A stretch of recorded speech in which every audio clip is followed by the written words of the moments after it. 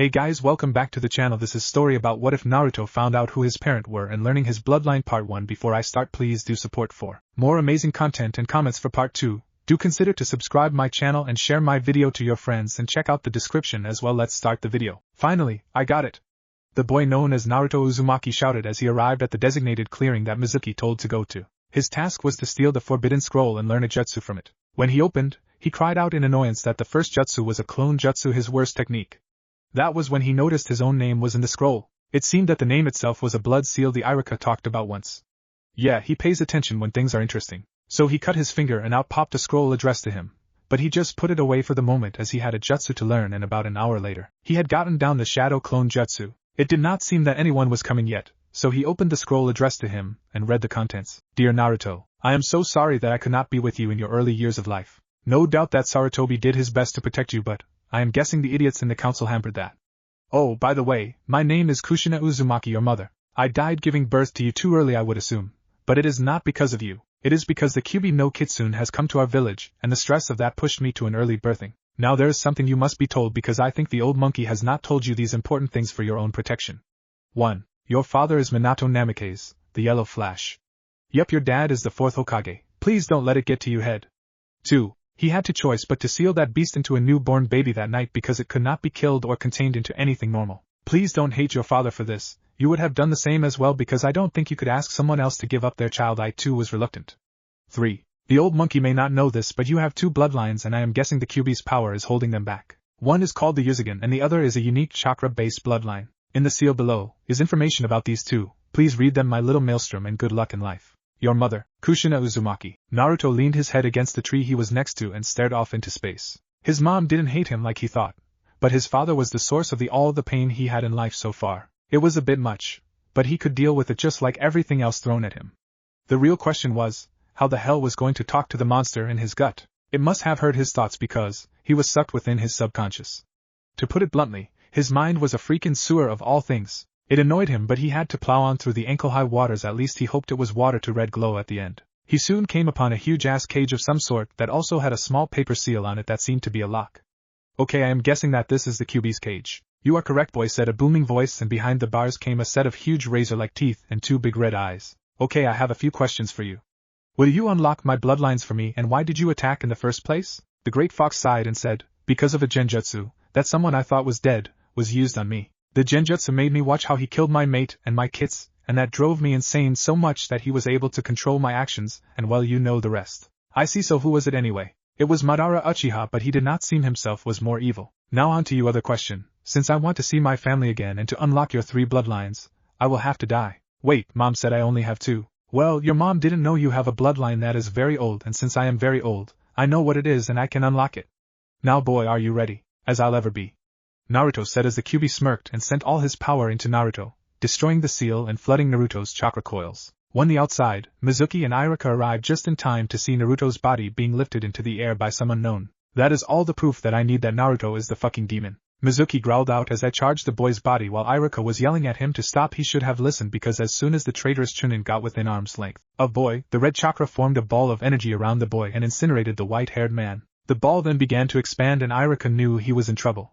So he took the forbidden scroll and got as far away from the inferno as possible. Good thing too, because as soon as the teacher's shun shined out of there, the ball of red chakra expanded to that of an apartment building and then a few more. After that, 9 protrusions blasted outward for half a mile before the chakra turned blue and arced upward. They connected at the top and the ball expanded some more. Sarutobi saw this and paled, wondering what was going on with Naruto, while some of the idiot council members smirked, thinking that this was the perfect chance to have Naruto killed. The head of the Hyuga clan, Hayashi, actually smiled at the ball of energy, freaking even the elders who were watching. Looks like your son finally got his bloodline. The ball of pure blue chakra then exploded upward, sending a dragon of chakra upward before it turned direction and shot downward, right back into Naruto, and the shockwave of the event destroyed everything around him that was not already gone, created a deep crater in the ground. Irika was the first to return to the spot to see that Naruto was alive and well, and it seemed that his appearance has changed a bit. Naruto no longer had the whisker marks, he was a bit taller, he had red tips to his hair, and the boy had 2 katanas at his side. That was the sight the Hokage and 30 Anbu came upon. One of the Anbu took one look at Naruto, growled, and charged at him, yelling for him to die. One of the other Anbu, one with a Nico mask, chopped his neck. Idiot. Thank you, Nico-san. The old man sighed. Come on, let's get this cleaned up. Hopefully Naruto will wake up soon. Hokage's office. 20 minutes later, Naruto finds himself in the old man's office with the old man, his old ANBU guardian Nico, and 2 others. One looks very sick while the other has a saman in his mouth. Okay, what's up? I was hoping you could tell me what happened to you, Naruto. You steal the forbidden scroll and then you're the source of a chakra explosion. Well, after I learned one jutsu from the scroll to pass the genin exam like Mizuki said, I found a scroll in it that was addressed to me from my mom, Kushina Uzumaki. Naruto said, but didn't the 3 other people in the room stiffen? But the Hokage saw and inwardly groaned. He was in for one hell of a night. I read the scroll, found out I am the container of the Kyuubi, who told me why he attacked, and then unlocked my bloodlines for me, found out who my mom was and also my dad, the yellow flash. The Hokage looked very nervous now.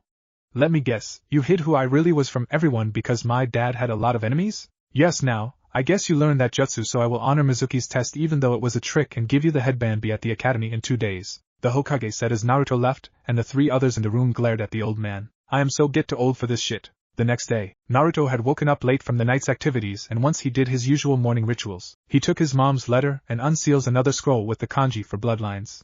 He also noticed a piece of paper next to his bed that was from the Kyuubi. He took the Kyuubi's letter and read it first. Naruto, the power that I unlocked is very old and not many people will know about it.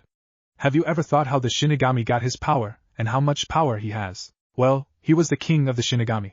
When he was in power, he had thousands of other low-leveled Shinigami to help him in getting the souls of the dead to his land soul society. A race known as Hollows came one day too and pretty much destroyed them all. There were survivors and you are the descendant of them. If you ever find soul society you will find the Shinigami and a place where you truly belong. Good luck trying to figure out your powers. Ha ha ha ha ha ha. Kyuubi. Gee, thanks. Naruto deadpanned as he took his mom's scroll and read through it. It would seem that the Uzugin is similar to the Sharingan in that it copies jutsu. There is one catch. It does not keep the normal jutsu it copies, and it mimics bloodline jutsu and lets him keep the bloodline jutsu. It also lets him see chakra, cancel jinjutsu, keep up with taijutsu and pretty much be an expert in ninjutsu. Then the other bloodline is what he got from his dad. That flying thunder god jutsu was just a speed enhancement, and since his grandma was Tsunade, it could be in his legs or the arm's weight.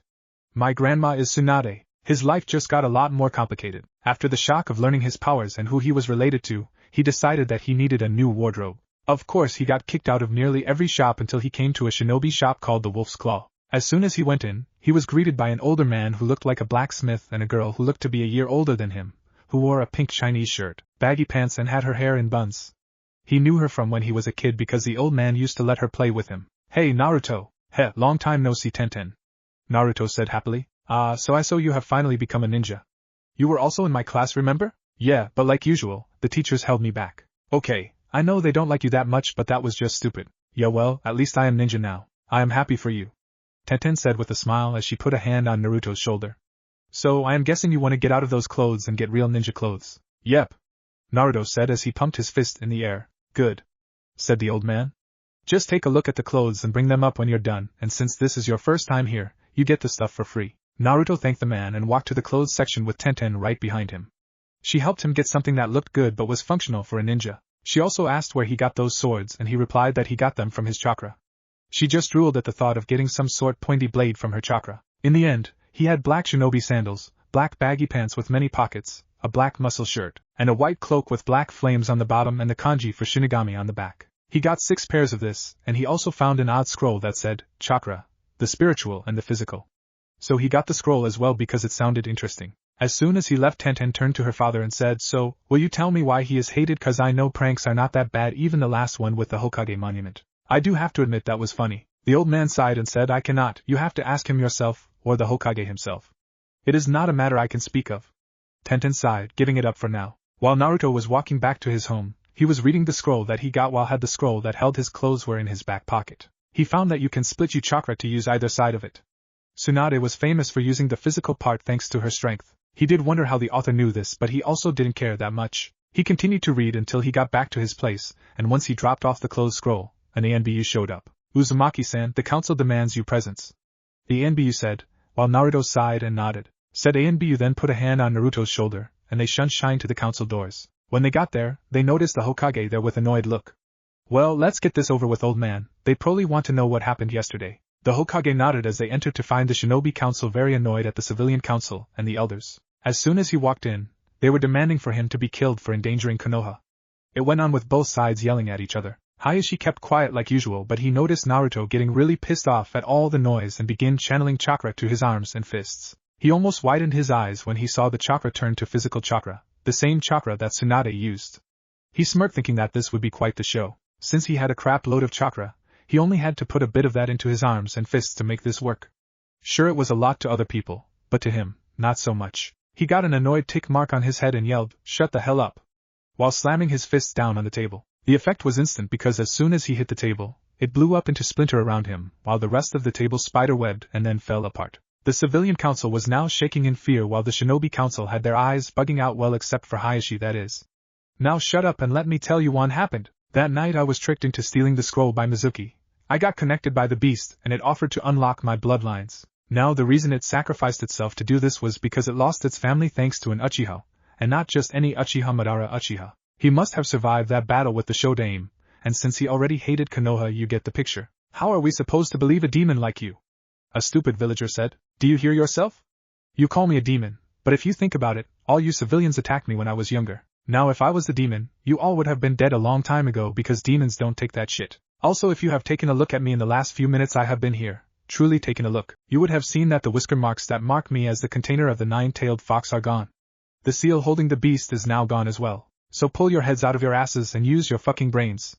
Naruto said, and at the end he was panting. He is correct, and I also see now demon chakra in his system. I will admit that he does have a lot of it though. No doubt the demon chakra has been converted ahead of time to normal chakra. The fourth Hokage really did know what he was doing when he made that seal. Hayashi finally spoke, impressed by Naruto's speech. Why didn't say something like that before?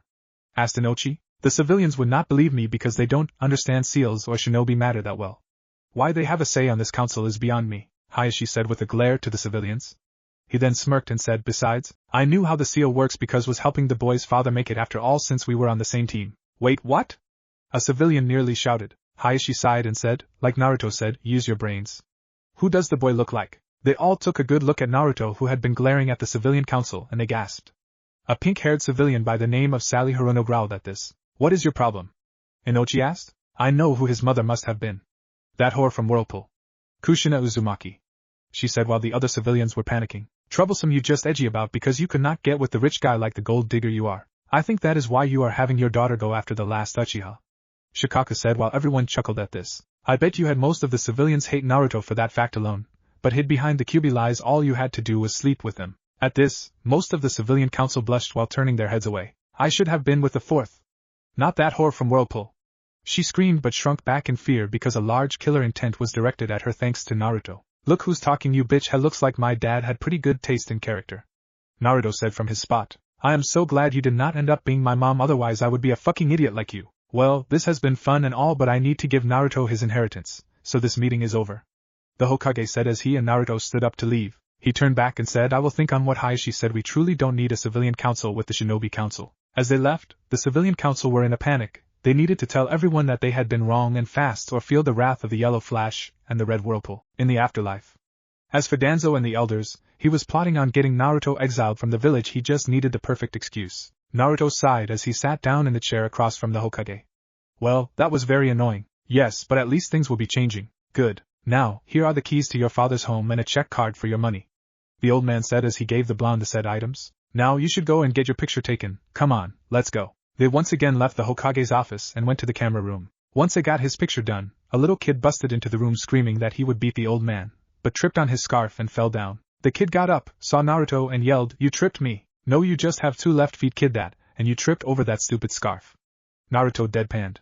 Besides, the hell are you doing in here? I am going to beat my grandfather, and the name is Konohamaru. The boy smirked as he thought that Naruto would be like the rest. He was dead wrong. Naruto sighed as he walked over to Konohamaru and flicked him across the room. Inari looked up at Naruto painfully as he said, Like I care whose grandkid you are. Besides, I don't think you can beat the Hokage of this place. Unless you use this. The old man panicked as he knew what jutsu he was going to use. Sexy jutsu, Naruto called out as he turned into a naked girl and blew a kiss at the old fart. The old man fell over with blood shooting out of nose. Naruto turned back in time to see Ebisu enter, glare at Naruto, and then ask what happened. Naruto had left a few minutes after that, and when both men noticed that Konohamaru was not there, Ebisu panicked and went off to find him again, while the Hokage knew where he went to Naruto. With Naruto's eye was twitching. That was because for the last few minutes, a square rock had been following him. He sighed and finally turned around, rocks are not square. The rock exploded and revealed a coughing Konohamaru. Nice one, boss. What do you want? Naruto asked. Why are you calling me boss? Because you are the boss. I want you to teach me that jutsu. Fine, but know this, there are no shortcuts to becoming Hokage. Naruto said as they walked off in the forest. A few hours later, in front of his new house, he was so glad he made that jutsu, he could weed out the perverts in this place.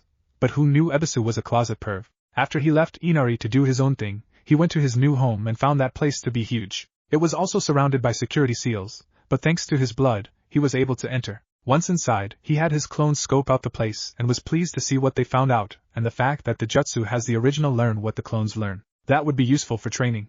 Anyway, he had a living room, a kitchen, a gym, a dojo, a rec room, and many other bedrooms. Yeah, he took the top bedroom that his parents must have used. He smiled to himself as he looked at all the pictures in the hallways. They were of his parents and a few other people, like his dad's old team and his students. The silver-haired kid looked his was a stick in the mud to him. There was a picture of his mom's students. One looked sickly, another was chewing a saban and had a bandana on, and the last one a girl with purple hair. They were interesting to say the least because he noticed that all of them had a blade. His mom must have taught them well. He looked out the window to see that it was already night time, so he went to bed in his new bed. Tomorrow, he would train. The next day, in the dojo, after eating a good breakfast, he made a massive amount of clones to work on his chakra control that the scroll he had bought told him he should do. He was also having them do the academy jutsu till they don't have to do hand signs. He however was reading more of the scroll. After all, it helped up his strength thanks to the physical chakra. Strength like Tsunade's is not all that one can do with this chakra. One can up their speed like the fourth Hokage. All one has to do is send that chakra to their legs and you will gain lots of speed. Beware, there is a reason the fourth Hokage had to use special kunai to truly use this power. This is not all. Physical chakra has another property that no ninja has ever used. I was used by people long ago, their names lost to history. They were able to shoot the energy out of their hands and mouths and manipulate it into many attacks. After read that, Naruto stood up and pointed his hand at a nearby training dummy. He channeled the energy to his hand, saw it forming a ball of energy around his hand. He then flung his hand and the ball basted apart the dummy. Wow, this could really be useful. He then started channeling that energy to his leg like the scroll said, ignoring that warning. As he took his first step, he was blasted right through the wall and kept on going through town. The clones looked at the wall and grimaced. That had to hurt. Naruto screamed as he ran through the village, not able to stop at the moment. The Hokage heard him, along with everyone else, and when they looked to see the boy, all they saw was a yellow blur before it was gone. He is going to be the death of me. The old man groaned. Day of the team placements. On he was to the academy. He thought back to that attempt at gaining new speed. Epic failure was the phrase that came to mind. He had to rebuild everything he broke, which was quite a lot of walls.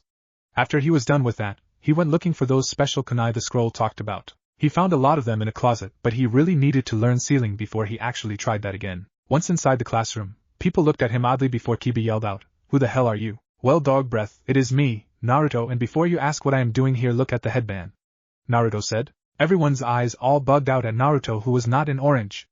Of course Hinata blushed like no tomorrow because his new clothes made him hotter in her eyes. He walked up the way to sit next to her, Shikamaru, and Choji. The lazy Nara took a look at Naruto, muttered something about troublesome blondes, and said, "Where are those whisker marks, Naruto?" "Oh, they disappeared when my bloodlines activated," Naruto replied. This caught the Uchiha's attention. "I bet they are weak. Nothing is better than the Sharingan," says the Uchiha with no Sharingan yet. Naruto commented, which made all the guy and some girls to laugh at that. "Dobe, what are your bloodlines anyway?" Duckbutt asked. Naruto smirked, and just sat there, which made the pink-haired banshee scream at him. "Show your powers, you baka," putting a pinky in his ear, Naruto replied. "What are you, related to a banshee or something?" "Fine, I will show you." He channeled his chakra to his eyes as they changed from to normal blue to blue with a golden spiral in them. "So what does it do?" Sakura demanded. "You know, you are getting annoying, so go away because I don't feel like telling you." Sakura screamed and charged him, intending to punch him, but he caught her fist and then flicked her head. That sent her into the chalkboard. Iruka walked into the classroom at this point and sighed. "Will someone pry her out of the chalkboard, please? I have teams to announce, and I need her to be conscious for it." Ino was the only one to help her out, and when that was done, Iruka began. "Team 1, Team 7 is Sasuke." Sakura, he was interrupted by her shout of joy, and sigh. "Your sensei is Kakashi." "Team 8 is Shino, Kiba, and Hinata." "Your sensei is Kurenai." "Team 9 is still alive, so we go 1 to Team 10, who is Ino, Shikamaru, and Choji." "Your sensei is Asuma." Sakura took this time to gloat at Naruto. "Ha! You didn't get a team, you loser." "Actually, I was about to say where he goes before you interrupted me." "Who cares? He will just die in the first week of being a ninja. He is a weak baka," she said with a smirk. Says the pink-haired banshee who got flicked into the chalkboard. Naruto commented, which made everyone laugh. Anyway, Naruto is on a team by himself and is being taught by his mom's old students, Genma, Yugao, and Hate. Iruka said as they came in and looked at the Uchiha's team. Cough Team 7, I pity you. Asterisk cough asterisk Kakashi is always late. Hate said while Sasuke smirked. Dope, you got shafted. Well, come on Naruto. Genma said. Hey, these guys were from that picture cool. Sasuke was annoyed. Why might you ask? Well, when you have a banshee pestering you for a date every 5 minutes, it tends to get annoying. Also, when that sickly-looking Jonin, Hate was his name, told them their sensei would be late, he was not expecting that ass to be 3 hours late. So yeah, he was very annoyed. At least this Sai was not as annoying as the pink-hair one. A thought then came to him, and he voiced his question to the other two. Iruka said that Naruto's mom's old students would be teaching him. Who the hell was she? Probably was some whore. Sakura sneered. Actually, if you think on that fact that there was only one other Uzumaki in town, then you would know, but she is dead. Her name was Kushina Uzumaki, and what my father has told me was that she was on par with Swanda. Her nickname was the Red Whirlpool, and if I remember correctly of what he said, she was in a relationship with the 4th Hokage. Sai said. Both Sasuke and Sakura's eyes bugged out at this. For Sakura, it was the name of this one lady her mom just did not like for some reason. She began to think on it and scowled. Her mom was the one who was a whore. She told me to hate Naruto for that. I have got to be nicer to him, not apologize to him somehow. The Uchiha's world was shell-shocked at this new information. His father hated the 4th for the reason that he was Hokage, and he scowled at that thought. His father was weaker than the Hokage, and he just knew it if his brother was able to kill him. He had connected to the two pieces and had a better respect for the blonde now. He was related to the Red Whirlpool and the Yellow Flash. He needed to battle him to gain more respect for the blonde. With Naruto, Naruto had just received his test from his new sensei, and he was pleased that he passed. He had to fight each one in a one-on-one duel with his 2 new blades. He was not very good with the blades, but he thanked God that he went back to the Wolf's Claw to get a style. He was still getting the basics down, but he really liked the 2 styles he had chosen. If he used one sword, he would use the style used by Starkiller from SW, Force Unleash, but if he used 2 swords, he would use that style, along with doing his best to use another style.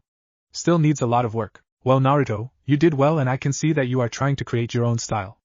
Yugao said with a smile. So we will each teach you our styles and that might help. Along with that, we will be teaching you more chakra control exercises along with jutsu. Genma said while chewing on his senbon. We will also help you with your bloodlines as well, but first we need to know what element you are aligned with. Hate said as he handed Naruto a white piece of paper. Just channel some chakra into it. Naruto did so and was shocked along with his 3 teachers.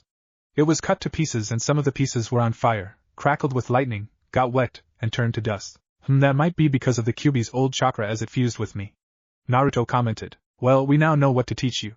Genma said with a chuckle. Hey, before we start on anything, could we get to know each other? I know you know me because of my mom, but you know. Sure, Yugao said as they headed to a barbecue restaurant. Once they were seated and ordered their food, Yugao spoke again. I will go first. I am Yugao Yuzuki. I like my boyfriend Hate, practicing in my sword style and hanging out with Kurenai and Anko. I dislike perverts. My hobbies are training and spending time with Hate. I guess my goal is to have a family. My name is Hate Gecko. I like Yugao here in swords. I dislike being sick, but it helps me win battles since people underestimate me. My hobbies are the same as my likes and my dream is to also have a family. Yeah, I am Genma Shiranui. I like being like a Nara, being lazy in swords. I don't like arrogance and stuck-up people. I guess if I had a dream, it would be to settle down with a nice lady. The Saban chewing Jonin pondered. Okay, I guess I am next. Naruto said. I am Naruto Uzumaki. I like ramen, training, and learning new jutsu. I dislike pricks, assholes, and people who judge others before they get to know them. Oh, and the time it takes for ramen to cook. My hobbies are my likes and my dream I don't know anymore. Naruto shrugged. What, you don't want to be Hokage? Asked Genma. Well, when I went to that council meeting the other day, I could tell that the hatred runs deep in this village and they won't allow me to be Hokage no matter what. Besides, I thought being the Hokage was something other than staying in a room all day doing paperwork. Though I am surprised the Hokage has not used shadow clones to do it for him. The Hokage was watching this from his crystal ball and began to bang his head on the desk. Stupid, stupid, stupid, he yelled while his secretary just thought he was having a senior moment. Back with Naruto, we see they have finished and as they were leaving, Hate noticed that Naruto's swords were glowing and then the boy passed out. He quickly catched the boy and sighed. I'll take him home. Something tells me this has something to do with his bloodline. The other two nodded as Hate took Naruto home. Naruto's Mindscape. The blonde opened his eyes to see not a sewer like most expected, but rocky wasteland with a dark-looking castle off to the side. Okay, this is new. Where am I? You are in your Mindscape, boy, said a booming voice as an orangish gant of a man appeared and the blonde noticed he was on a pedestal of sorts, so he was somewhat eye level with this giant man.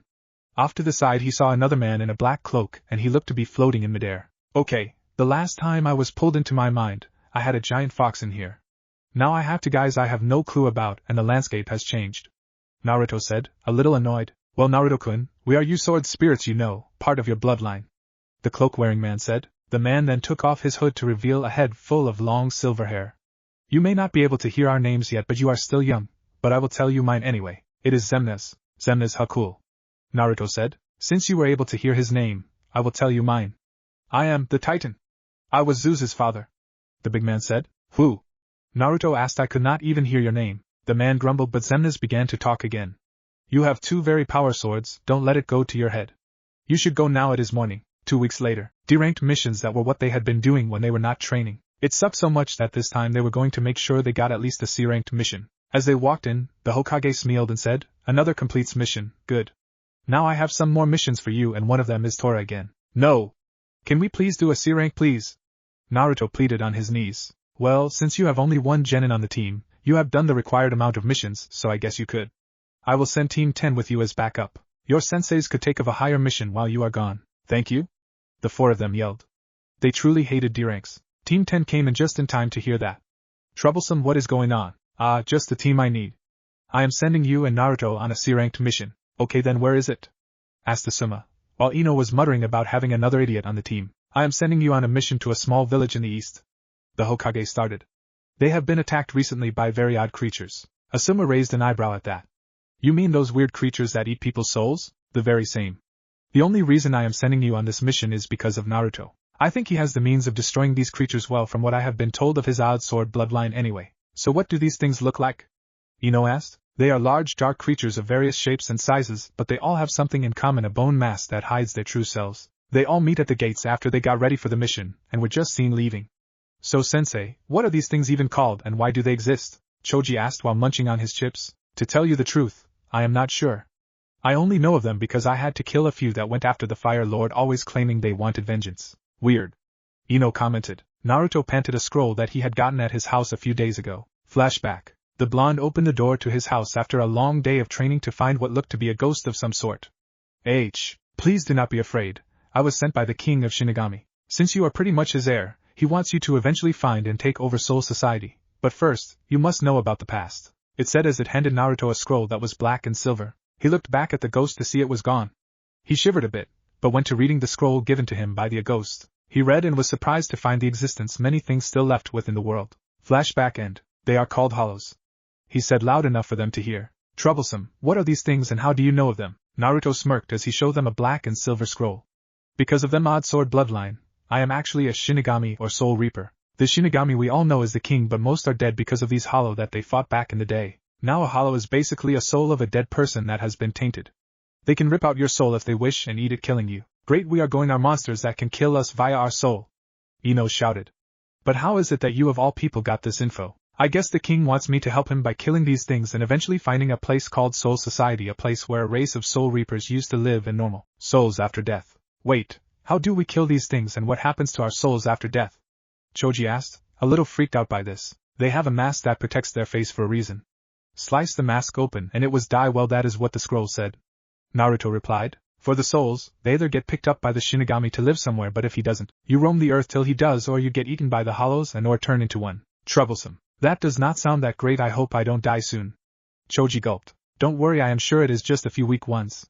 Asuma commented, and Naruto hoped he was right. A few hours later, we find our team in front of a small village where the people looked very freaked out. While they walked through town, they saw large footprints in the ground that looked to be a day old, and Ino shuddered at what this thing could look like. She then looked at Naruto and wondered how he had changed so much. In the academy, he was a dead last, but on the way here, he seemed stronger than Sasuke ever was and a lot smarter too. That brought up a thought as to why she liked the Uchiha. She could really think of a reason she and the other girls liked because he was an Uchiha. She shook her head that S never even talked to anyone other than to put someone down. That was when she decided to be a real ninja. She would help her teammates and get stronger, God knows she needs it. She also wondered if she was gaining a crush on the blonde like Hinata has. She shook her head. She would worry about that after the mission was over. They headed to the town center to see an old man waiting for them near a fountain. He looked up at them from his sitting position and cried, I am so glad you ninja have come. I am not sure how much more my people could take these weird attacks. I trust you know how to get rid of these things. The old man said. Yes, Naruto here has a unique bloodline that helps him see the tainted spirits, and he has the ability to kill them. Asuma said in a businesslike manner. Oh, thank God. Some of my people have been able to see them, and they were scared shitless. One of them was not, as he was a former ninja and he tried to kill them. He succeeded, but that brought the wrath of the other on him, and he died, and somehow, another one popped up. I do have someone who said they saw his soul and those creatures ganged up on it, and he turned into one of them. The old man was panicking as he said this. Don't worry. My sword will purify him and send him to the Shinigami. That is what my swords can do. You see, these creatures, hollows, are tainted old, and they taint other souls by eating them and leaving their negative energy behind. You saw the result. Naruto explained. I see. Now I will leave you to it. These creatures come out at night, so feel free to do what you want till then. How will we know when they are here? Asked Shikamaru. Oh, trust me, young one, you will know. The one man said as he walked away. Asuma chuckled as Shikamaru muttered a troublesome and sat down on the fountain. Okay, I want you all to ask around the village to who has been targeted and such. Return here at dusk. I don't want us to be separated when it all goes down. The four genin nodded and ran off while Asuma lit a cancer stick. Why am I getting a bad feeling about this? Dusk. They watched the sun go down, and Ino that Naruto was glowing in the odd light. She shook her head, getting those thoughts out of her head. Shikamaru saw this, muttering something about troublesome blondes as he rolled his eyes. Soon, the SN was finally gone, and it was nighttime. They waited for an hour and nothing happened. Okay, this is so, Ino began, but was cut off by an unearthly roar shredding the night's silence. Oh no, I think they are here, Choji said as he got ready to fight. They looked around them to see that these hollows had surrounded them on the buildings. Well. Looks like we got ninja to try and kill us, said a bird-like hollow. As if the last idiot was not enough, they send more in. I will enjoy killing them. A lizard-like one said. Oh, but let's leave that cute one for last. I want to hear her scream as I devour her soul. A lion-like one chuckled. Oh, you are such a pervert. A feline-like hollow screeched.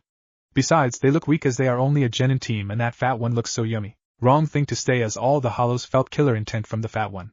I am not fat.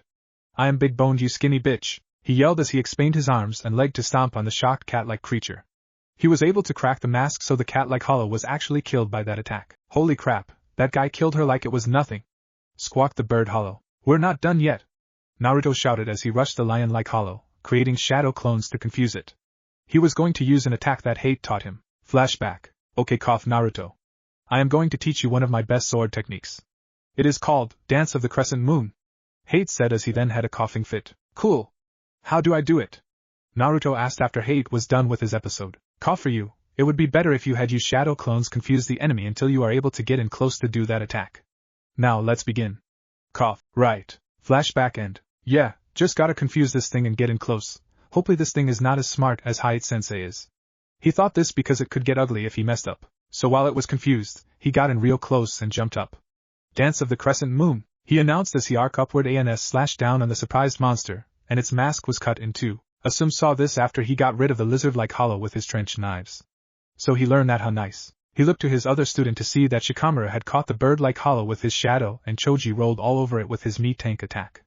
It stood no chance. He frowned at this. It was just too easy. Everyone's eyes widened when they heard Ino scream and saw that she was being held in midair by a huge hollow that looked like an ape. Foolish whelps, they were weak anyway. Now I will devour the girl just as soon as I rip her soul out. He yelled as he slammed Ino down on the ground to knock her out. They then saw her soul being ripped out, and she was awake and screaming because he was about to be devoured by this hollow, and she had a chain-connected chest that led to her real body. It was a good thing that it was not broken or she would have been screwed. Let me go. No, I have had some run-ins with your clan. A clan that can project their souls to another human. Oh, just delicious souls. I hope yours is good as well, little girl. It chuckled as it slowly moved her to its mouth. I don't think so. Naruto yelled as he rushed up, sliced up its hand and got Ino away before it had a chance to get her back. He set her by the team and said, keep her safe and her body. I will deal with this thing. Are you sure? Asuma asked. Yeah, just don't get killed. With that, the blonde rushed off as Shikamaru muttered a troublesome. He is going to himself killed, he said in a bored manner. He knew none of them could take that on. Well, maybe Asuma could, but what could Naruto do? As the blonde ran back to the creature, he thought of another attack he could use. He just hoped Yugao doesn't kill him for it. Flashback. Naruto, I am going to teach you an attack that I created. It is called Cats Out of the Bag, Yugao said with a smile. Right, so how does it work? The blonde asked. I will show you, Yugao said as she disappeared. Every now and then, he saw the dirt pick up in odd places, then she was behind him, her sword to his neck. This is a stealth attack and can be deadly to your enemy. Never use this against a fellow Leaf Shinobi and try not to use this unless it is a life-threatening situation. Okay. Naruto said, this must be some attack then. But first, we need to get your evasion and speed up, so that's why I brought my friend Anko to help out. The long purple-haired woman said as the snake lady appeared. That is right, now dodge. H. Naruto yelled as he dodged from her snake-like attacks. You are insane, thank you, H. Not the balls. Flashback end. Cat's out of the bag. The blonde yelled and pretty much disappeared from sight, which made Asuma raise an eyebrow at that. So Yugao taught him that attack too. That boy is full of surprises, the chain smoker said. Okay, what is it supposed to do? Shikamaru asked. You'll see. See, they did as the monster was starting to yell for the blonde. The hell are you? Everywhere. Naruto's voice came and the monster was slashed in many different places. It roared and swung a giant arm to make several poofs of smoke appear. Naruto reappeared and ran up the hollow's arm and stabbed it in the shoulder. Pathetic Soul Reaper wannabe. You can't kill me. You're just not powerful enough, but I have more than enough power to kill you. Heh, I have lived a long time and I know what most hollows don't. Now get off of me. It yelled as it ripped Naruto off itself and threw him into a building. Now die. Zero. It yelled as a blast of spirit energy was shot towards the blonde. Naruto saw this coming with dinner plate eyes. Damn, I don't know many spirit attacks yet. No matter, I got a physical attack for it, he murmured as he started charging physical energy to his hands. Konoha. A green blast of energy shot out of Naruto's hands and hit the Zero head-on in the center, creating a ball of pure chakra. This is insane. Ino yelled in her spirit form to her teammates. You sum that right, troublesome blonde. Shikamaru replied as he and the other braced themselves as the attacks were creating shockwaves. And this is Naruto's bloodline? Thought Asuma. Damn, I can't keep this up. Naruto said to himself. Use my power. Then the voice of Xemnas echoed in his head. Right. Naruto yelled as he overcharged his attack, overpowering the Zero and disintegrating the hollow's arm as it tried to get away. Come from the void of nothingness, Xemnas. The shinobi were confused as hell at what that could mean, but the hollow was freaking out. Holy shit. He is not a wannabe. HEIS-1. In a flash of light, Naruto appeared with a 7-foot blade. It was not any blade, no way. It was a huge buster blade that had 4 cannon-like attachments on the hilt of the blade. It was the cannon blade. Time for you to die. Nothing wave. Naruto yelled as he ran up the building and jumped off so he was above the hollow. He pointed the blade downward and a blast of pure spirit energy incinerated the mask and all. As he landed, the blade turned back to normal. He walked over to Team 10 and saw they had looks of awe on their faces. Wow, Naruto. That was awesome. Now can you please help me? Ino pleaded. Well, since you are out of your body, you are technically dead. Ino and her teammates' eyes widened. But since your chain of fate is still intact, all you have to do is walk back into your body. Ino's sweat dropped at the simple answer as she walked back into her body and cheered about still being alive, while Shikamaru muttered something about troublesome blondes, while Choji happily ate some chips. Asuma just shook his head. This report was going to be a pain in the ass. Naruto started to sway on his feet and said, well, I somehow knew this was going to happen. He then passed out. Team 10 rushed over to help the blonde Shinigami. After finally getting back to Konoha, they reported to the Hokage that the mission had turned into at least AB rank. The Hokage agreed after reading the report his son had given him. These hollows were nothing to be messed with. They were in fact very dangerous. Naruto noticed that Ino had been nicer to him than she was in the academy. One day, it clicked that she had a crush on him, and it seemed that when he back, so did Hinata. His sweat dropped at that. It seemed that he was gaining a fan club. It seemed nice, but he just hoped it did not get out of hand like it did with Sasuke. After all that, he went back to his teachers and learned a few more sword attacks. They even told him that it would be good to learn how to use another type of weapon and choose some odd weapon that was a chain that was attached to a dagger of sorts. After about 2 weeks of trying to get the hand of it, he had become pretty proficient with it. He also decided to learn all about seals so if he ever need to use one or help someone out with it, well, he would be able to do so. Now 2 months later he had become stronger in the ninja art, but is still mediocre with his Shinigami arts. He could not for the life of him gain the name of that titan. That and the scroll that he had bought had a few attacks, like a white lightning attack. It was awesome in his eyes. At the moment, he was eating ramen like there was no tomorrow at his favorite ramen stand. The old man could not help but chuckle madly as Naruto was eating more food today than usual because he was in an eating contest with Choji. Him and Team 10 hung out more after their mission, and the blonde found that Shikamaru loved to play a game called shogi, so he tired it. He lost horribly in the beginning, but got a little better each time he played with the lazy Nara. Since Naruto was hanging out with the boys, he would help out Ino when she trained or kept her company at her family's store, to which she loved since it got boring at times. So after eating this last bowl he fell out his chair dramatically and said, "Man, I can't eat anymore." Choji actually did the same and said, "You win this time, Naruto arc." The large boy said as he held his stomach in pain, "Yeah, that was 60 bowls to 58 bowls. I honestly thought you were going to win." Naruto said as he slowly got up and paid for his bowls while Choji did the same. They shook hand and were about to go when Kiba and Shino appeared. Naruto, the Hokage needs us, Kiba said, a little miffed about why they needed Naruto. Shino knew but he, like usual, said nothing. Right, Naruto said as he followed the two boys to the Hokage tower, but the Hokage called him back for some reason. Hokage tower, good to see that you found him, the old Hokage said with a smile. Wasn't hard, the idiot was gorging himself with choji, Kida replied.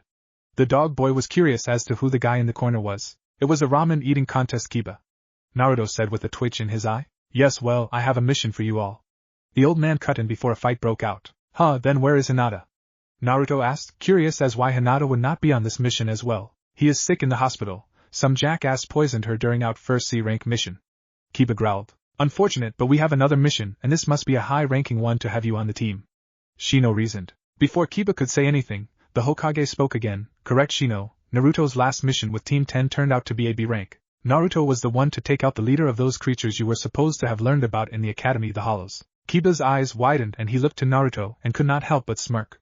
So, he is the strongest genin I have to spare for this mission. This will be a C-rank escort mission but could turn into a B rank if those creatures decide to attack. Sounds like a plan. Who are we guarding? Asked Naruto. Me, my name is Shibuki and I am the leader of Taki, the man in the counter said as he decided to speak. So meet me at the gates in 1 hour. The man then left. Sarutobi sighed and said, might as well get ready. They nodded and left. Naruto got ready in 15 minutes and decided to do something nice. So he went to the flower shop, and since he knew more about flowers since he helped out there with Ino, he got some get-well-soon flowers. Ino noticed this and asked, so, who are those flowers for Naruto? Oh, I just heard that Hinata was sick in the hospital. So I decided to be nice, get these. Ino smiled as he paid for the flowers and walked out. Hinata better get him soon or else me or someone else will. Any girl would be lucky to get him. Hospital. Naruto found the room for Hinata and noticed that she was asleep. He smiled and he had to be quick about this since he need to get back to the gates. He looked at her and thought, why does she like me? He quickly shook it off and placed the flowers on the table next to her, and a note. He then leapt out the window. Hinata woke up just as he left and noticed the flowers. She instantly thought they were from Kiba and rolled her eyes, but she had to be nice so she picked up the note, and her eyes widened. Heard you got hurt, get well soon, Hinata-chan. Naruto. She instantly fainted after that with a big smile on her face. The gates. Naruto arrived just as Kurenai appeared and they set off without a word. Kiba had gained a respect for Naruto after Shino told him about Naruto's mission. The silent boy somehow heard the story from another shinobi who was talking about the mission. That ninja was freaking out about hollows that were not supposed to be around anymore, at least to their knowledge anyway. When they finally got a huge waterfall with some kids nearby, they were relieved because this so-called leader was chicken as he got scared over stupid things like a bird flying away. It was rather annoying. Whoa! Now that's what I call a waterfall, Naruto shouted while Kiba smirked. Yes, quite impressive, isn't it? Kurenai said with a smile. I take it we have arrived, Shino stated. As they walked around the edge of the waterfall, they noticed all the trash in the water. Before Naruto or Kiba could say anything about it, they heard the voice of a little girl. Lord Shibuki. Shibuki chuckled and said, Now, keep your distance. Show a little respect for your village leader. The kids just gave him a sad look. I'm sorry I don't have time to play with you right now, but that is not why we are here, the little boy said. We are supposed to clean up the trash by the shore. Mother's making us pick up every piece, the little girl said. I see, Shibuki said as then turned to his escorts with a smile and said, well look, I brought you some help. These ninja have come from the Hidden Leaf village. Naruto and Kiba started to protest but Shibuki ignored them and said, we will pay you for your time. Kiba complained but the kids came up to Naruto and said their thanks because the current was a little strong. Kurenai smiled and said that it was a good idea. While they did the dirty work of cleaning up the waters, Kurenai and Shibuki were talking about rumors of rogue ninjas and such. That did not sit well with the village leader. They would be after the hero's water or her. I won't let them get either of them. The water is scared to my village, and she is my half-sister, as he thought that he was caught off guard by a messenger bird that had a note for Kurenai. She was needed back in the village so she left, and told the team to follow her when they were finished. Kiba made some comments that the others could leave while he did the rest, and somehow mocked Shibuki. That got the kids mad and they pushed him away, which a bad thing for Dog Boy as he stepped in some dog shit. Naruto could not help but laugh his ass off at that. After a bit, they were done and Naruto was complaining about being hungry. Shibuki would not have any of that, and told them to go home. Shino nodded and started walking only to stop as the girl shrieked as her mother came stumbling toward them with a kunai in her back. She told them that they had been attacked. Naruto then told Shino to take the kids and their mother to a safe place while he, Kiba, and Shibuki were to go inside the village to save them. Shibuki was reluctant at first but he needed help with this, since he was not strong enough. But before anything could be done, some shinobi came out of the waterfall and attacked them.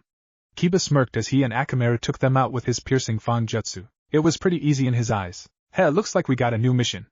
3 in a row, now let's get in there. Naruto said as he turned to Shibuki. Show us the way, man. Let me make one thing clear, don't reveal the secret location to anyone. I promise. Naruto said as they entered the cave behind the waterfall. Shibuki then jumped into a small puddle and didn't surface. Okay, I guess that is the entrance. You think let's go and kick some ass? Kiba yelled as he jumped in and Naruto followed right after. That small puddle turned out to be an underwater pathway. Once inside, they saw a small village under a giant tree. It was impressive to say the least. The only problem was that there was one even out. It looked like a dead town. They never noticed Shibuki was gone, and when Kiba noticed this, he pushed Naruto back into the water while he had Akamaru dealt with some ninja that attacked. Naruto never knew that the dog duo got captured like their friend Shino. Naruto didn't know where the waterfall leader even went, so he went with his guts and swam to the big tree in the middle. In the large roots of the tree, Naruto saw Shibuki swim to some island within the tree. The guy went to a cabinet of some sort, and pulled out a small vial of water. He wondered if that was the hero's water. He followed the leader to the hole in the tree where they saw Kiba and Shino all tied up with the rest of the villagers. No, what? Asked Naruto as he jumped down out of nowhere, scaring the crap out of Shibuki. Don't do that, the leader hissed out. Anyway, I can't believe my old teacher is the one leading the attack. By the way, how did you get here? I followed my gut to find you, so I poked around the roots of this giant tree. Now who is that nutjob? Suien, my old teacher. He is their leader. He is probably here of this the hero's water. Hey Shibuki. I know you're here. Don't be shy.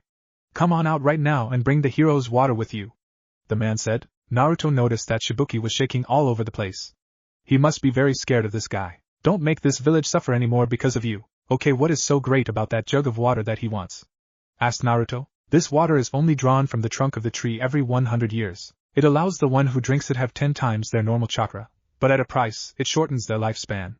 It could make one as strong as your Hokage, Shibuki said as he explained to Naruto what happened in the last war, and its effects on those who drink. The guy's father drank it, and he died. Shibuki called him a fool for doing so. No, you're the fool. He died to protect you and the village. He is okay in my books, Naruto said as he went to the hole in the tree to see that the old guy was going to kill a kid. I don't know why you think it is useless, but I am going to kick his ass even if I have to die. With that, Naruto jumped out the hole to find a good way to attack. Just as the old man was going to kill the little girl, Naruto made his presence known. Hey! Naruto Uzumaki is here. It is about time, you idiot! Kiba yelled from his hanging spot. Yeah? The blonde commented as he took a vine from the tree and swung down. I am going to kick your. He didn't get to say much else as the vine broke and he belly flopped in the water. Kiba would have face-palmed himself if he could while the attacker's sweat dropped. Huh? What was that? Asked the guy with wild white hair and green face paint. Just an idiot. Kiba grumbled. Heh, tough luck, kid, said a masked man. Heh, who's playing? Naruto said as he surfaced only to smirk and poof away as the real Naruto rushed out of the water, pushed the little girl away because the man thought it was time for her to die. Naruto got stabbed in the back. The blonde played dead till they were upon him. He sprung up and attacked the masked man. While the two of them were fighting, the old dude picked up the little girl, muttering about trying this again. Soon, after some more fight and talking, Shibuki finally came down to fight.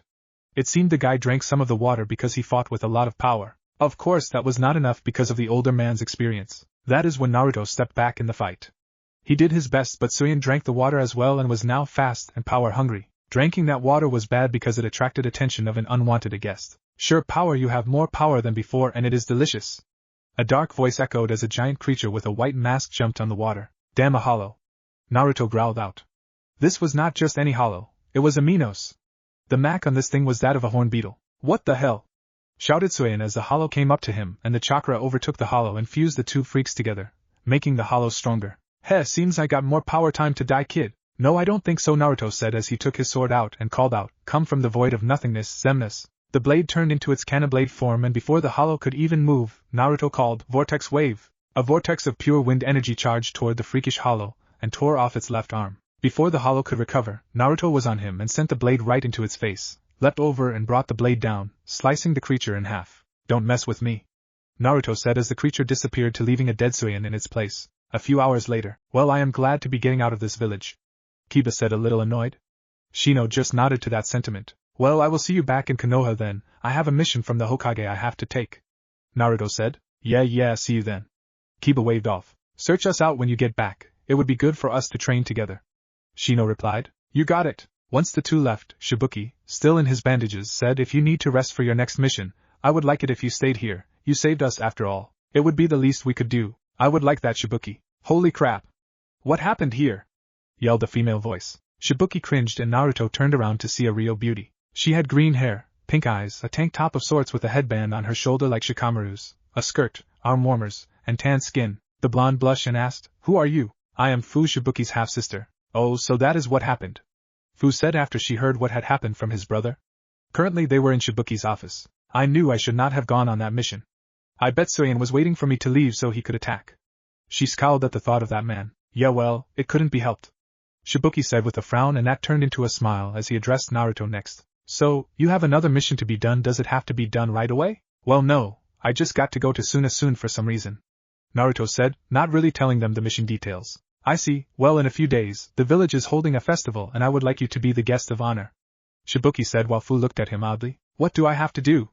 asked Naruto curiously. "Well, since this is the 100th year festival, you get to get the water from the tree and take one sip," Shibuki stated. "And you want me to do that?" "Yes, with Fu as your date." Shibuki just gave an innocent smile at their shocked faces. He could tell that Fu highly respected Naruto after he told her what happened, and it seemed that Naruto had gained a bit of a crush on the girl. Fu was a little shaken at this and glared at her brother. He knew what she was getting on about, and gave a slight nod as he knew he would have to tell Naruto. The smile disappeared and he gave Naruto an evil big brother glare.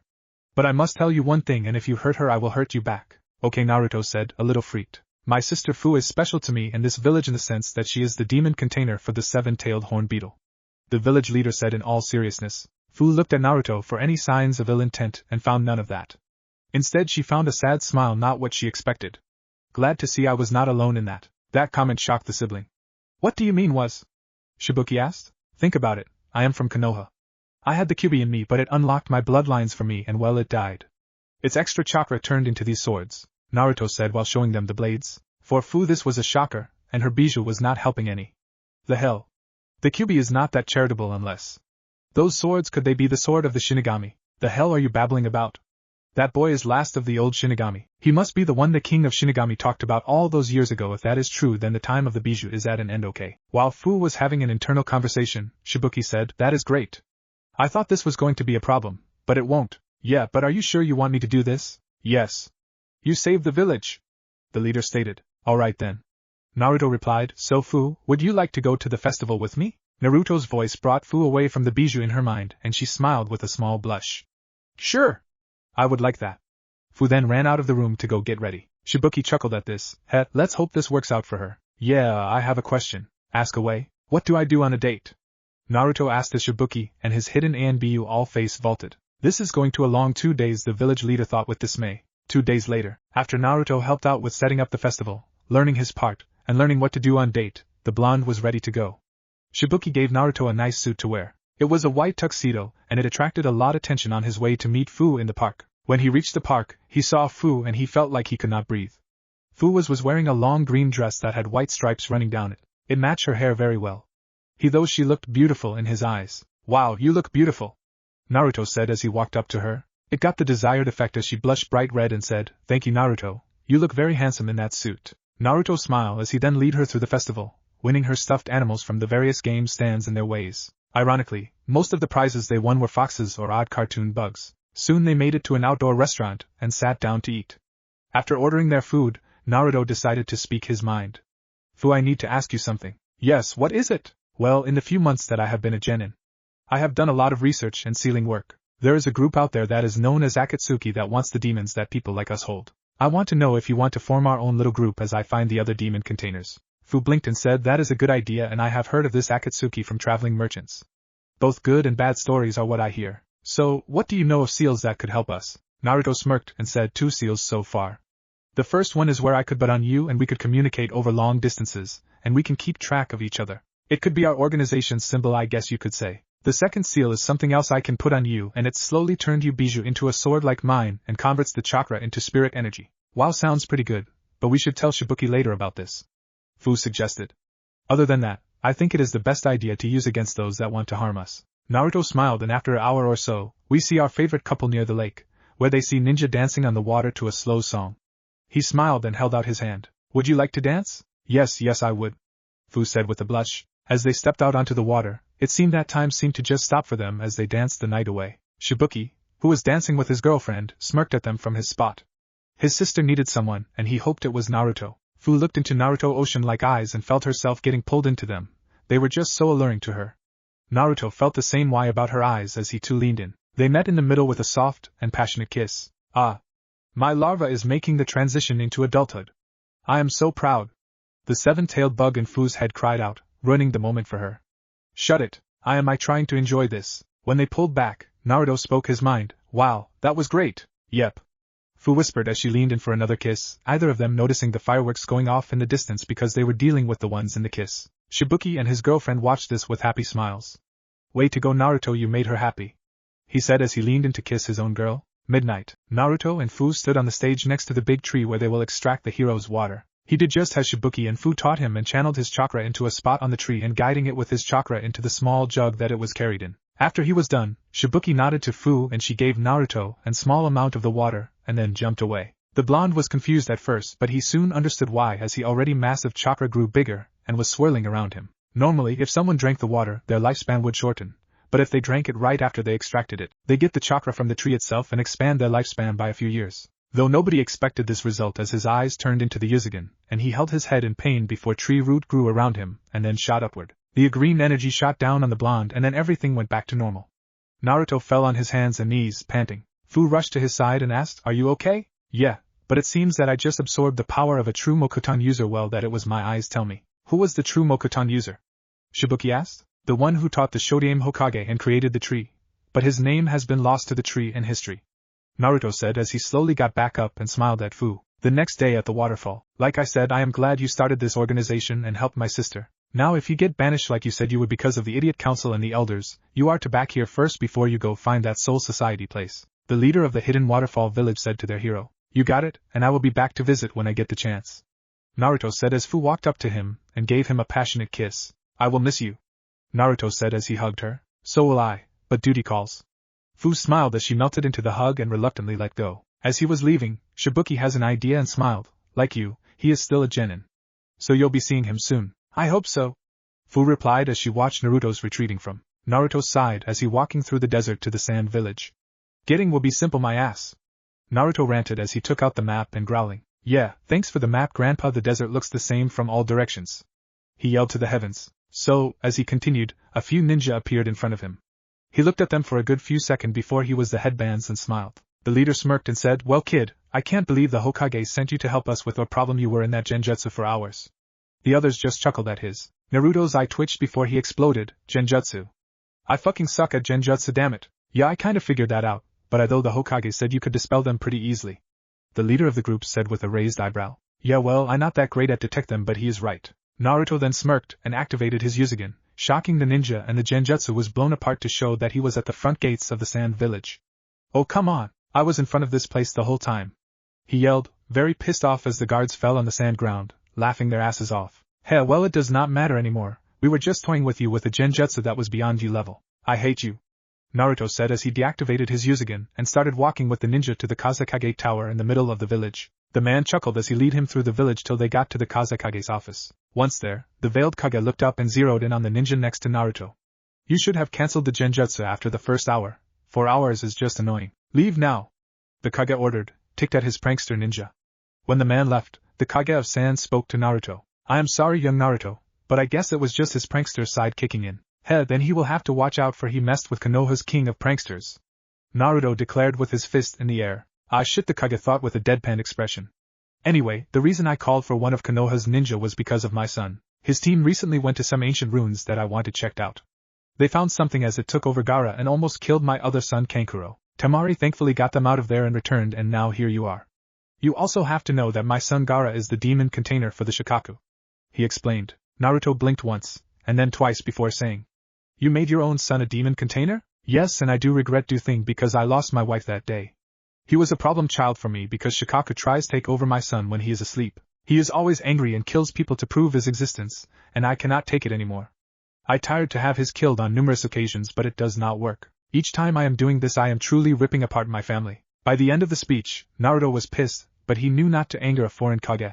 That sounds a bit odd. I read somewhere the Shikaku was somewhat nice, not a total nut job. The Kage's eyes widened at this and said with a thoughtful look, I wonder if the spirit of that priest is that cause of this. The what? Yes, the second Kazekage, after the death of the first demon container, wanted to make his next one even stronger, so he fused the Shikaku with the soul of the priest of the Wind Temple, who went crazy and killed half the monks there before he was killed. No offense, but he was a complete dumbass, Naruto said bluntly. Fusing a demi-hollow with a demon is bad news. Tell you what, I will get rid of the priest for you and then you will have your son back.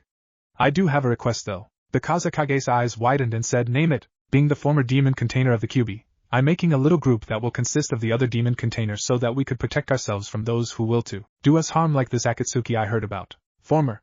Shouldn't you be dead? Kyuubi unlocked my bloodlines and that killed it, so I am not dead, not yet anyway. Fine, but who else is in this group so far? Oh, my girlfriend Fu, who is the container for the seven-tailed horn beetle. Naruto said nonchalantly while the Kazekage and the hidden ANBU sweat dropped. So, where am I going? You will be going to those ruins I talked about. You will be joining my daughter and helping my son. I expect you to fulfill about what you said about my son. I want him back, alive. Will do, sir. Good, now go, my daughter should be at the gates. The Kage of Sand said, and Naruto nodded and left. A truly interesting boy. When the blonde reached the gates, he saw the ninja from earlier talking to a blonde-haired girl with 4 pigtails. I am not going to ask, he thought as he looked the one too many pigtails. So, could I get your name so who I know I will be pranking back? Heh, you call me Jin, and you can't get me back. We'll see about that. I am the king of pranksters in Konoha. Naruto yelled out with a fist in the air, to which the blonde-haired girl's sweat dropped. Well, good luck then. Anyway, this is Temari.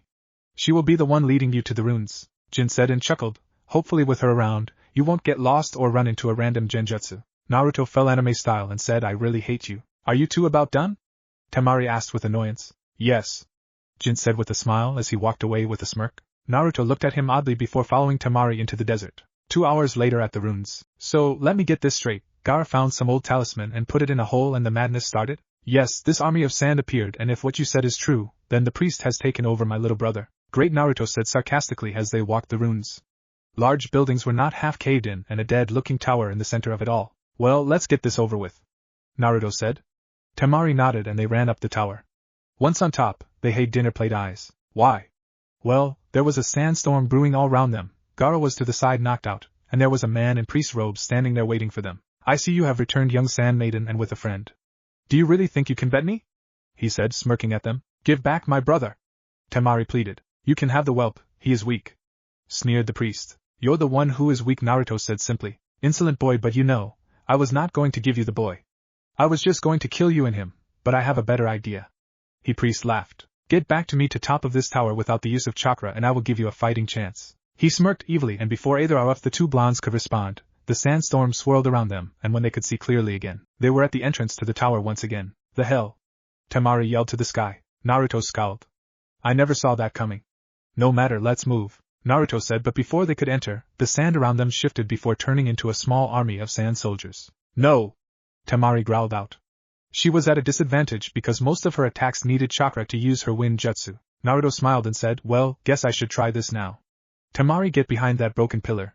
I will be using a destructive attack. Temari, not wanting to argue at the moment, nodded and left the attacking to her partner. Naruto then smirked to his enemies. Heh, I may not be able to use chakra at the moment, but that does not mean I can't use spirit energy, he yelled as Temari looked at him oddly as he took out his dagger and chain. He sent spirit energy into it to make it spin around him. It looked like a snake was slithering around him to the others. The soldiers looked at him blankly before charging at him, and Naruto called out, spiraling silver winds. The dagger and chain started to spin really fast around him, creating silver-like winds, and when the soldiers came close, they were obliterated. When all was said and done, he saw that Temari was gawking at him. How? Spirit energy? He may have taken our ability to use chakra, but if we split it, we can use it. Say what? Temari yelled as she ran back up to him. How? Heck, chakra is made up of spiritual energy and physical energy, 2 energies that we have the ability to use like I did. That is pretty awesome. Can you show me, because I don't feel like dying in these runes anytime soon? Sure, just feel out you chakra like you usually do and spate them. It is very easy, Naruto said as he watched her try to do it. 10 minutes later, she was able to get it and tried one of her old attacks. I can't believe it, Temari said happily. After that, they went into the tower, never noticing a stream of glowing sand trailing after them. After reaching the halfway point, they decided to rest. They had been in there for at least an hour, and the soldiers just would not quit. Well, they were made of sand and sand was all around them after all. I still don't understand this, why Gaara, and why are you the one to come to help? Temari asked. Naruto sighed and sat down across from her. I am guessing that Gaara got the short end of the stick in the beginning of life. He chose the path that most demon container take, the dark path. They don't think their existence is worth anything, so they do what they think is right. There are those that are respected and they get to act like normal humans, like those two from Kumo and Fu from Waterfall. Then there's the former demon container of the Kyuubi. Most people in Konoha thought, and still thinks he is the reincarnation of the beast, and think he is evil. That is not true, and he has had the same life as Gaara and the others, but he chose to take the light. He wants people to see that demon containers are not evil. Temari stared at the blonde for a few minutes before asking, "And who is this you speak of?" "Me, Naruto Uzumaki." Temari's eyes widened and said, "That is incredible. That would mean you are actually trying to help my brother instead of trying to kill him." "Correct, I will save him from that nut job and I won't let you die in these ruins. You are my comrade after all." Temari blushed when Naruto got back up and started walking again. "Wow, he is pretty noble, and he is really not like the other guys. He has not even looked like me in a perverse way." After her thoughts drifted off, Naruto was looking around the large room they were in. It would seem they would need to use a lot of acrobatics to get to the next floor. For now though, something caught his eye. It was a door, the only other door in this room, so he cracked it open to find a small room with an altar of some sort in the middle. He walked up to it, and as soon as he touched it, it broke and fell apart. "Ah shit," he said, but he did see a small scroll poking out of the rubble. As soon as he took it, he heard a cracking noise and saw something in the room that Temari was still in. Slots for razor blades slowly rose out of the ground, and what seemed like flamethrowers were showing up along the walls. "Temari," he said, a little uneasy. "Yeah?" she said, getting out of her thoughts. The flamethrowers were starting up now, and it looked like the part of the room was starting to spin. "Get that ass moving," he announced as he jumped to one of the rods to flip to the next room, leading to the top of the room. Temari was about to retort to the rude comment but froze at the sound of buzzsaws and the flamethrowers. She looked around frantically to be free from these things, but she was trapped. Suddenly she was flanked by two of Naruto's spirit clones. Before she could say anything, she was thrown into the air like a slingshot does rocks. Once she was close enough to Naruto, the blonde-haired leaf shinobi reached out his hand saying, "Like I said, I won't let my comrades die." Temari smiled as she took Naruto's hand, and he smiled as well. Then, he threw her upward closer to the exit. She actually screamed as she flew through the air. Naruto didn't think much on it, and flipped to a higher rod and then did the same thing again. He thought it was faster this way, and he really couldn't help but laugh as Temari screamed on her way up. Once no the next floor, Temari was about to bash Naruto's head in, but he felt that this was not over. He looked down the hole they came through and saw that the fire was searing the room it was in and traveling upward. "Shit!" He quickly ran to his blonde-haired companion to see that she was a little pissed. He knew he would regret this, but he tackled her to the ground just as the fire shot out the hole and sky rocketed around them. It swirled around the room before going out. Naruto rolled off of Temari with a groan. "What a drag. I am starting to sound like Shikamaru." While Naruto was droning, Temari was red as a tomato. "He saved me twice now, what is this feeling?" They didn't have time to be screwing around at the moment because the room was starting to fall apart thanks to the fire weakening it. The walls began to fall and the two blonde nodded to each other, and began to hop off of the rocks at choice points to get to the top. "That was interesting," Naruto panted. "True, but don't even get on top of me like that again," Temari said as she bopped him on the head with a blush on her face. Naruto, clueless as ever, just looked at her like she was nuts. "Sorry, I was just trying to protect you from the fire," Naruto said simply. "Wow, he is so clueless," Temari thought with a deadpan expression. "Well, if you two are done blabbing, I think you have proven to me that you have some fighting chance against me," a voice said behind them. They turned around to once again see the priest with a sandstorm all around them. Temari rushed to Gaara's side, who had woken up but was very weak, so he could not move. "So boy, why do you fight against me?" "Why fight against the dead?" the priest yelled. "People like you is one of the reasons demon containers are hated and this world is screwed up. I will put an end to you and send you to the king of Shinigami." "Ha! King of Shinigami? What stupidity! Like some nobody brat is going to send me anywhere. I am not just a ninja, you freak, I am a Shinigami," Naruto announced as he brought out one of his blades and his dagger and chain. "You can't beat me, boy, for I have the power of sands," the priest yelled out as the sandstorm closed in and claimed him. It began to harden into a terrifying shape. It had molded the priest into the shape of Shikaka's body with a white bone mask for the face. "Try and kill me now, boy." Inside Gaara, the Shikaka was freaking out as it did not want to die, but his vessel could not move and this boy wanted to fight that thing. The blonde was more of a nut job than he was in his eyes. "Young one, I will give you a power to stop this man. I have seen your actions and deem you worthy. Take my gift and use it well." A voice echoed out as they all looked around, only to see some glowing sand heading to Naruto's dagger and chain. There was a flash of light, and there were odd runes on the dagger itself.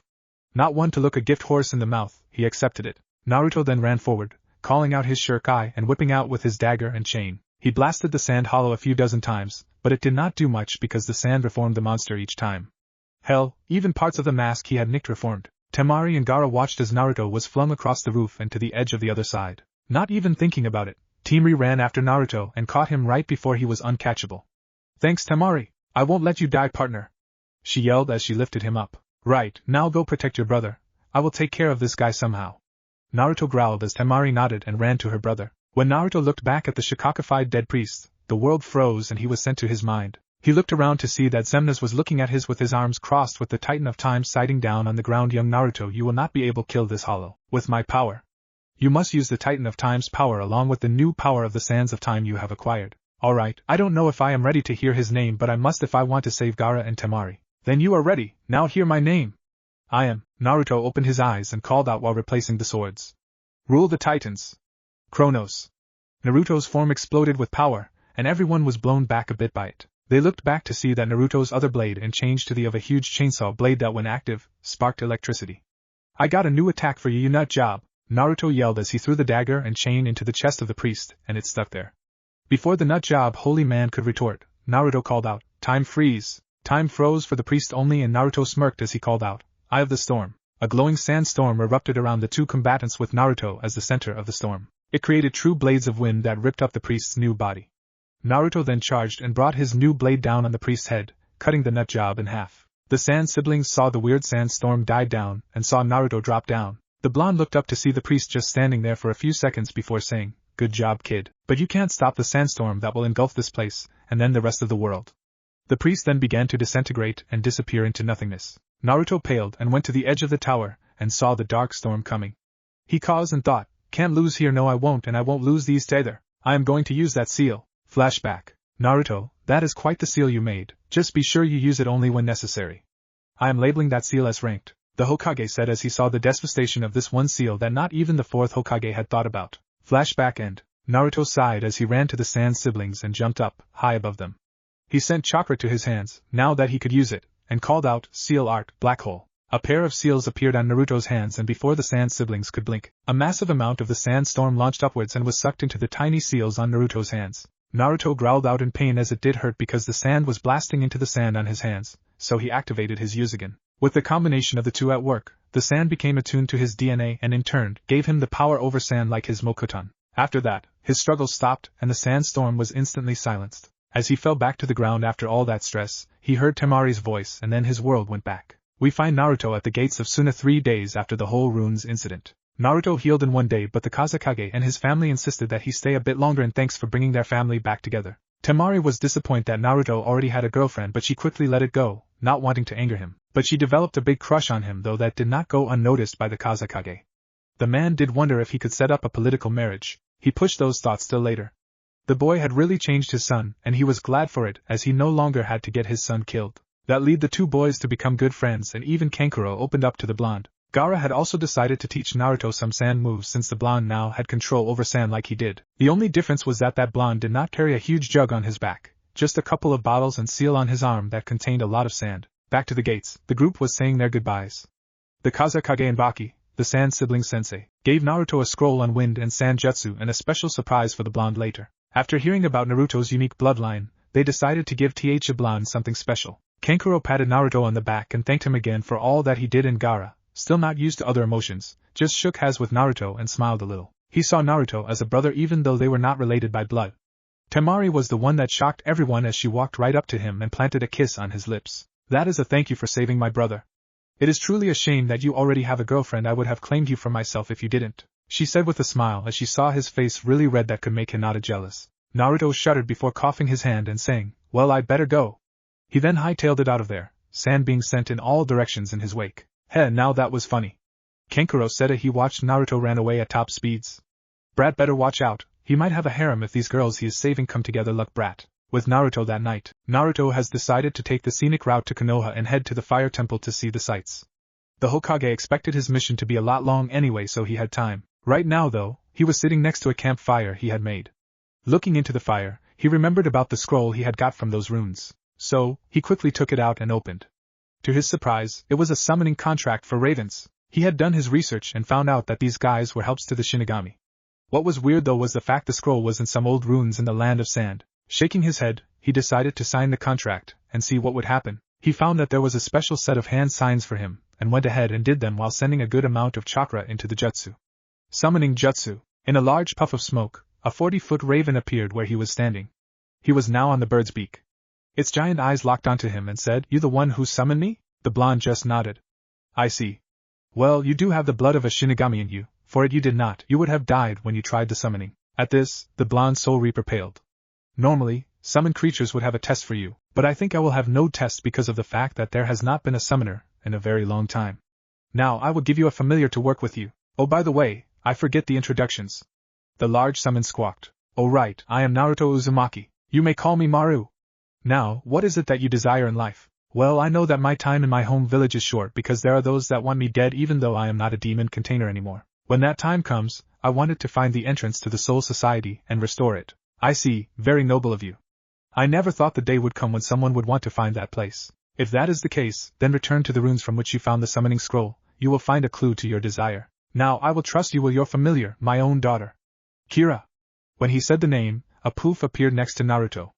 A smallish raven was revealed when the smoke was gone. "What is it, father? We have a new summoner, and you are his familiar. Teach him the shadow and darkness arts when you have the chance." "All right," the little raven said as she flew to Naruto's shoulder. "Finally, we got a summoner." Maru just chuckled and then in a large puff of smoke, he was gone. The bad thing about Hat was that Naruto was falling from a very high height. Using her quick thinking, the small raven attached herself to Naruto's back and grew to a reasonable size and fused with him, giving him large black wings. "What the? This is the power of a familiar. We are partners now, so this is possible. And you learn the shadow arts, that is when thing will really heat up. Right now though, we can only fly." Kira said in his mind. "Cool," Naruto said as they then flew the rest of the way to the fire temple, even though it was night time. The next day, he was almost there, but when he was about a mile away, he decided to give Kira a rest and walk the rest of the way. On the way there, they chatted about random thing like what they liked and things like that, but they came across a boy about his age and in bad shape no less. "I got this," the little raven said as she flew to the boy. "Shadows of healing." The shadows from all around stretched out to the boy and healed his wounds. "We should make camp and not move the boy for a bit." Naruto nodded and did just that. A few hours later, the boy woke up and looked around at Naruto. Naruto now noticed that the boy was wearing black and white monk's clothes and hair that kind of made him look like a girl. "What the where am I?" asked the boy. "A mile from the fire temple, so tell me, what happened?" asked the blonde Soul Reaper. The young monk scowled before his face saddened. "I am not well liked in the fire temple. The reason, well, I have a bit of Kyuubi's chakra in me. My name is Sora, by the way." Sora then looked back to see that Naruto had a shocked look, not a disgusted look like the monks back at the temple. "You know, I thought I got rid of the Kyuubi's power when he unlocked my bloodlines." Naruto deadpanned. That was not the answer Sora ever expected. "Who are you?" he said. "Name's Naruto Uzumaki, former demon container to the Kyuubi no Kitsune." "So where are you from?" "The fire temple. But I really don't want to go back for they don't like me." "Then come with me to Konoha and I can fix your problem." "How?" "I am good at seals and I have made a seal that converts the demonic energy into spirit energy, giving you the ability to use a Shinigami's power like me," Naruto said as he gestured to his swords. "I will go. I am tired of the hate." "Good, but when we get to Konoha, we have hide the truth from everyone except the Hokage. I am sure he will help you as well," Naruto said as Ed brought out some ink and a brush. Naruto told him to lift up his sleeve and an hour later, the seal was complete. As soon as he applied it, the energy of the old Kyuubi shifted to the seal and then shot out a blade like Naruto's. Sora smiled and said, "Thank you. We should go just in case if they send someone to come after me." "Alright, just know that you are also part of my little organization," Naruto said as he then explained to Sora what he was doing, and to say the boy was shocked would be an understatement. He was happy though because he was part of something that accepted him. "Well, if we want to get to Konoha faster I will teach you the Raven Shunshin," the small raven said to Naruto, causing Sora to fall back in surprise. "But that could take a while, so I will do the jutsu." When Sora was with them again, the raven grew again and wrapped her wings around the two boys, and in a black whirlwind of feathers, they were gone. Gates of Konoha. Izumo and Kotetsu were once again guarding the gates, and to say they were bored was an understatement. They had nothing to do. Well, that was about to change as a whirlwind of black feathers appeared out of nowhere, and then the feather fly away as they turned into ravens. The two guards gawked at the blonde that just suddenly appeared with what looked to be a monk. "Hey guys, I am back from my missions and I brought back a new friend. You know, I should have expected this," Izumo said with a smile. Yeah, Kotetsu smirked as they two boys walked to the Hokage tower. The Hokage was currently doing paperwork with a clone when Naruto walked in with Sora. The old man looked up, arose an eyebrow, and told Naruto to explain. Naruto retold his entire adventure to the Hokage, and when he was done, everyone in the room was looking at Naruto in shock. "Ugh, I am getting too old for this shit," the old man muttered. "So let me get this straight. You now have power over nothingness, time, wood, sand, whatever is in that scroll, the Raven contract, and their power over darkness and shadows." "Yep," the little raven answered for him. "Oh, just give me a written report later, but first here." Sarutobi said as he handed Naruto a scroll full of Mokuton Jutsu. Trust me, you will need that. Now about your friend, your sensei just went on another mission, so they won't be back for a bit. I think it would be prudent that he is instated on your team so no one asks of his past. Thanks, old man, Naruto said to the shock of Sora. With that, they left in building and started walking in the direction of a certain training ground. Where are we going? A friend of mine asked me to train with her team when I got back. I want you to meet her and some of my other friends. On the way there, Naruto decided to take out the scroll he had gotten from the Kazekage and look over the jutsu inside, though the first thing he was a seal that had the kanji for iron sand. As soon as he put his hand on it, the seal glowed. It activated his black hole seal and his Yuzugen. It created a seal on Naruto's arm next to his regular sand seal that held a good amount of iron sand in it. When it stopped, the monk said, "That was interesting. Does this happen a lot?" "I guess so. My Yuzugen copies bloodlines and let me use them. I guess all I really need is their DNA." Sora just shrugged as they made their way to the training grounds. Tenten immediately came over. "Naruto, how was your mission?" "It was interesting to say the least. Me and Kiba's team saved the Waterfall village. I got a girlfriend from the Waterfall village, went and saved the Kazekage's son from some ruins. Then I met my new teammate Sora," Naruto said to a shocked Tenten. Her teammates, Lee and Niji, and Sensei, Guy, came over after hearing the story. Lee watched as Niji came over to Naruto and scowled at him. There is no way a dead last loser could do all that. You are fated to be a loser for the rest of your life. Well, aren't we happy? Naruto deadpanned. Tell you what, we fight and I win, you get that fate stick out of your ass. Fine, but you won't win. Fate has deemed that. Whatever, man, Naruto said as he got into a fighting stance that he made up. He really needed to get his own if he wanted to face other taijutsu users. Kira, go over to Sora, this is not a battle for you. Heh, no problem bro, she said as she flew away. With that, Niji flew toward him intent on showing Naruto how much of a loser he was. Naruto, however, smirked as Niji struck all his chakra points in one go. When the Hyuga was done, he stepped back and was shocked that the Naruto he had defeated was a shadow clone. You make this too easy, man, Naruto said as he reappeared next to Niji while hanging on his shoulder. You cannot escape fate, yelled the now enraged Hyuga as he destroyed yet another shadow clone. Guy was smiling at the blonde. He really hoped that Niji would lose and learn that fate does not control everything. Cat's out of the bag, Naruto announced as he disappeared to everyone else but Niji as he had his Byakugan activated and began blocking and dodging all of Naruto's sword strikes. Both Tenten and Guy's eyes widened for learn that attack. Tenten really wanted to spar with the guy now. Guy was impressed that a genin could use Yugao's attack so easily. Niji just growled and slammed a chakra-enhanced palm strike right to Naruto's chest, sending the blonde back a few feet. Niji capitalized on that and rushed Naruto. 8 trigrams, 64 palms. That attack sealed all of Naruto's chakra points. Naruto just smirked weakly at Niji. That may have hurt like hell, but he does not need to use chakra to bet this jerk. Damn, that hurt, Naruto said on his knees. Niji smirked but was surprised to see Naruto on his knees instead of on ground, writhing in pain. Now do you see you are a loser? All I see is someone that has a stick up so far their ass they can't see how good their life is. I know about that Hyuga seal and I think I can make a new one that won't total fuck you up, but I am debating whether or not to do it. He paused, looking at the shocked expression on all their faces. Right now though, I am going to kick your ass. I may not be able to use chakra, but that didn't stop me in those ruins I had to go to, Naruto said as he channeled spirit energy in one hand while channeling physical energy in his other. That hell?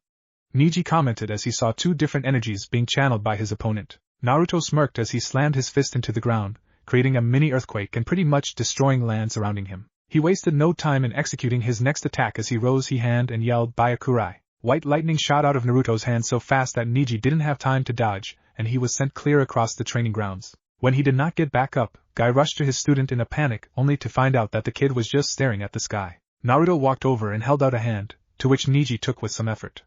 Looks like I lost, but I will hold you to your word that you will fix that seal. You got it, Naruto said as he saw there was a change in the young Hyuga. Hey, try to get along with your family if you can, because after all you are family. Niji just nodded as group began to par with each and got to know Sora. Lee, however, was happy there was someone else who could use spirit energy. He just needed to find a way to spar with in that field. Then the real fun would happen. It has been a month since Naruto came back and beat the sense into Niji. During that time, Naruto hung out with his new friends and sparred with them when he was not hanging out with the others or training with his senseis. When he tried to use the regular sand or the metal sand the first time, it was not pretty. As soon as he tried to control it, it attacked him and whacked him in the face a few times. Finally, he had enough and talked to Gaara through their seal, and the Sandman told him not to control the sands but to let it flow around his being and use his chakra to point in the right direction. Later, it would let him control it. That was how it worked for Gaara and Naruto's side, as he would have to do the same thing. Halfway through the month, he was able to get some control over it, and he has been working on that ever since. Thanks to the old man and the Mokuton scroll he had given him, he was able to get some jutsu learned about that as well. He was by no means a master, but he was slowly getting there. Now, however, our favorite blonde hero was in the Hokage's office, for he had been called there for another joint mission. Naruto waited as the Hokage talked with his potential team to be working with. Apparently, Team 7 wanted a higher mission because they were very sick of D-ranked missions. He agreed to that notion. Those missions really sucked.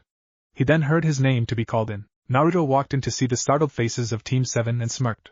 Yo, wait, Naruto is going to be our backup?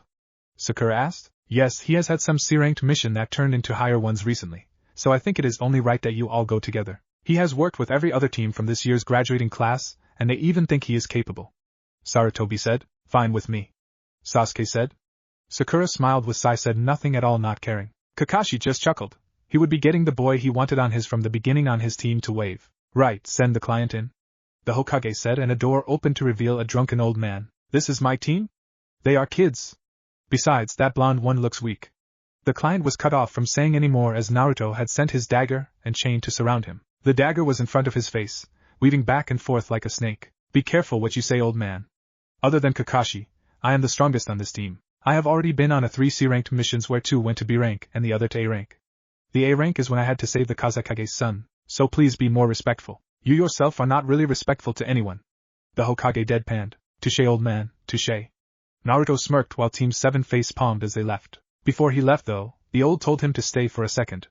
Naruto, when this mission is done, I would like you to go on another mission like last time. This time, however, it is to the Mist Village. You are to find a lady named Mei Terumi and aid her in getting rid of her crazy Mizukage. In turn for helping them, they will sign a treaty with us, making our alliance bigger. Please don't mess this up. Got it, old man? The blonde said as he left. He wished he could take Sora with him, but the Hokage wanted him in the village, just in case if those monks were looking for him. That would be bad if they found him at all. Why do I get the feeling that something bad is going to happen? Sarutobi grumbled. Gates. Once at the gates and they had everything they needed for the trip, they began their journey. Along the way, Sakura kept glancing over to the oblivious blonde, and she had to admit that he was cute. Yeah, she got over her crush the day of the team placements, when Sai chewed her out for being weak. She was now great at genjutsu and becoming a good medic nin. Sasuke had to admit that she was useful now. Speaking of the last Uchiha, he was walking next to the blonde. It seemed that the blonde was not much, but deception is a ninja's weapon and Naruto hid his skills well. Dobe, what was it like in Suna, Sandy? The place isn't that bad though. I became friends with the Kazekage's kids. Naruto said while Kakashi quirked an eyebrow. All 3 of them Naruto? Asked the one-eyed man. Yep, but for some reason, Temari has some sort of crush on me, at least I think she does because she gave me a kiss before I came back. The members of Team 7, except for Sai naturally, all had wide eyes. Sakura was a little jealous of the girl while Sasuke just smirked. Kakashi however gave a perverted giggle and said, so did you enjoy it? I am not sure. Right now I like the kisses I get from Fu better right now because she is my girlfriend. Naruto stated while Sasuke and Sakura face planted on the ground and the white-haired Jonin just stopped, making Sai stop as well. Who is Fu? Sakura ground out. Fu is the sister to Shibuki, the Waterfall village's leader. Stated Naruto. Damn Naruto, you are getting all the girls from out of the village, you know that? Sasuke said. Not to mention the girls back home, including some of my former fangirls. I thank you for that, but you are so freaking clueless. Wow, you are truly like your father, Naruto. Kakashi stated. Kushina was not originally from the village either. Too bad Jiraiya is not here. He make a book out this kid's love life and maybe get the kid to have harem, he. Naruto sighed as they walked some more. He could not understand what the big deal was, but he also didn't care. Then, they passed the puddle and he knew that it had not rained in weeks.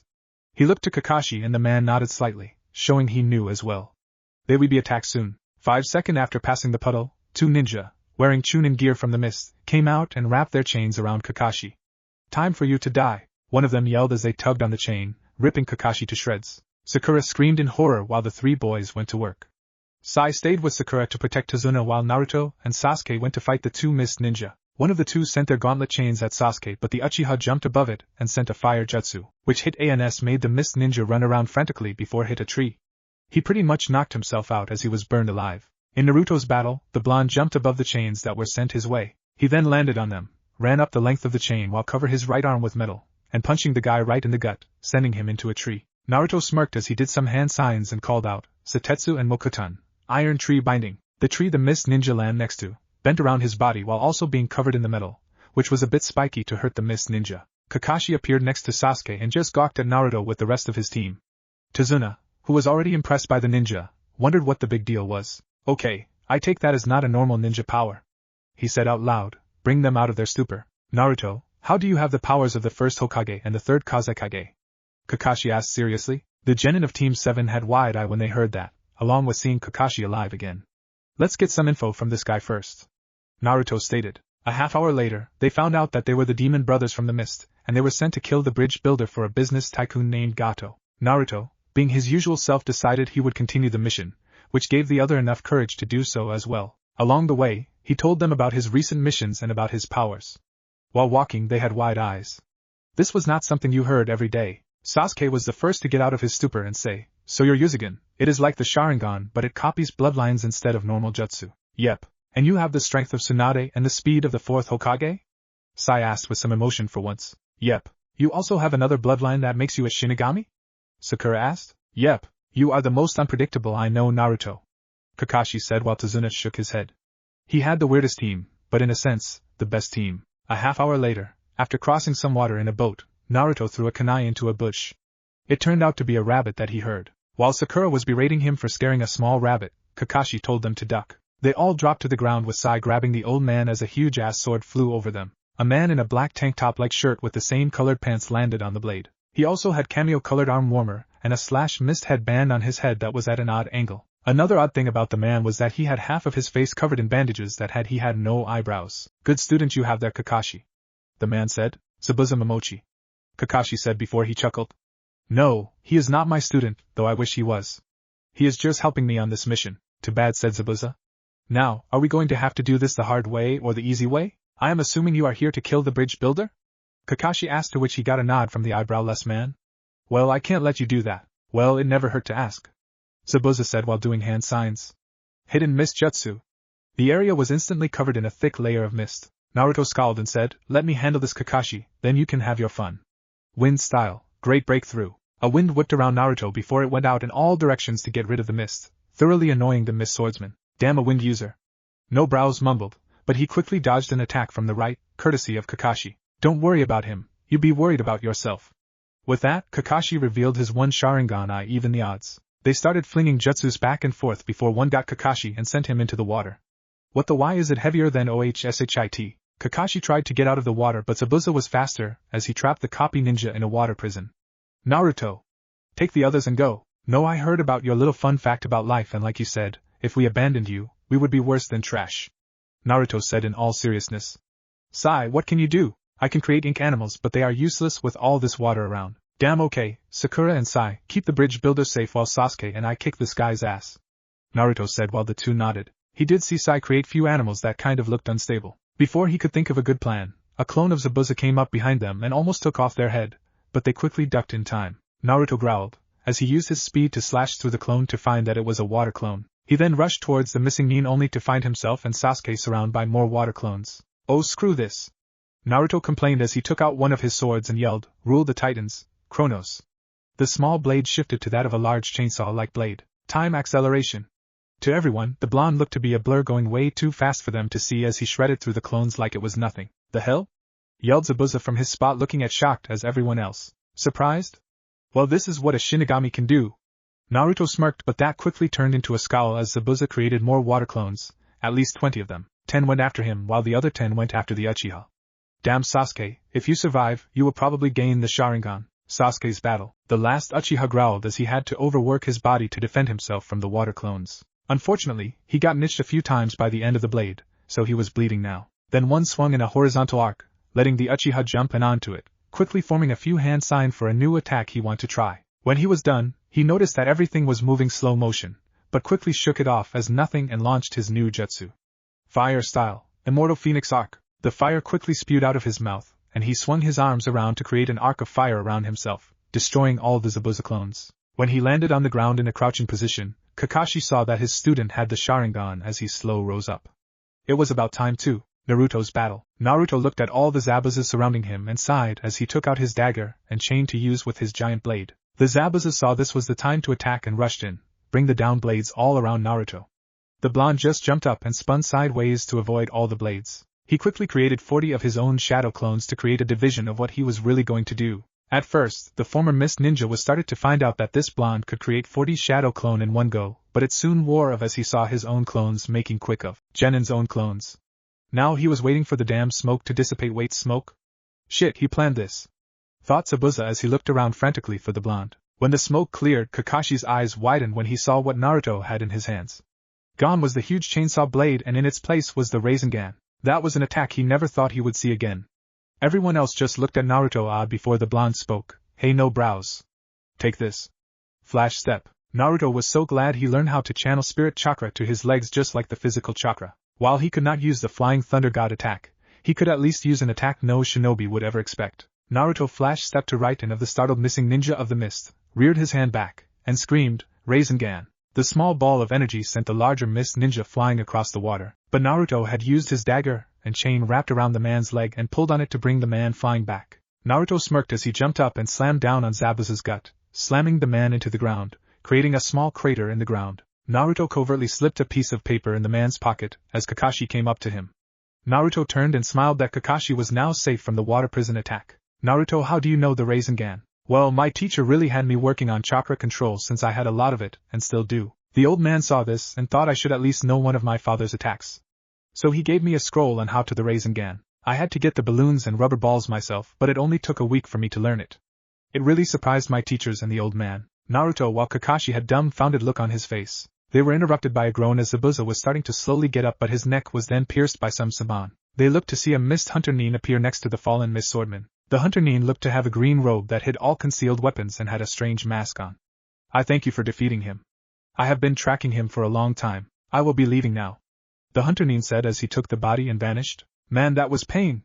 Naruto complained out of nowhere. Thank you, Naruto. But did you plan that? Asked Kakashi. No, I just made it up as I went along. Kira probably thought it was Rin, Naruto said as he looked over to his shoulder to see no raven there. He paled and said, oh shit, I am dead. He quickly preformed the summoning jutsu to get Kira to his side. You idiot! How could you leave me in that boring village?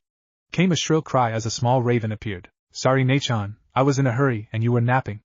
I didn't want to wake you up. Naruto said as he shuddered at what happened the last time. Fine, but you better not forget me next time. The small raven said as she flew up to his shoulder. I was worried, so could you tell me what has happened so far, because knowing you, trouble happened. Sure. Naruto replied as he told her what happened.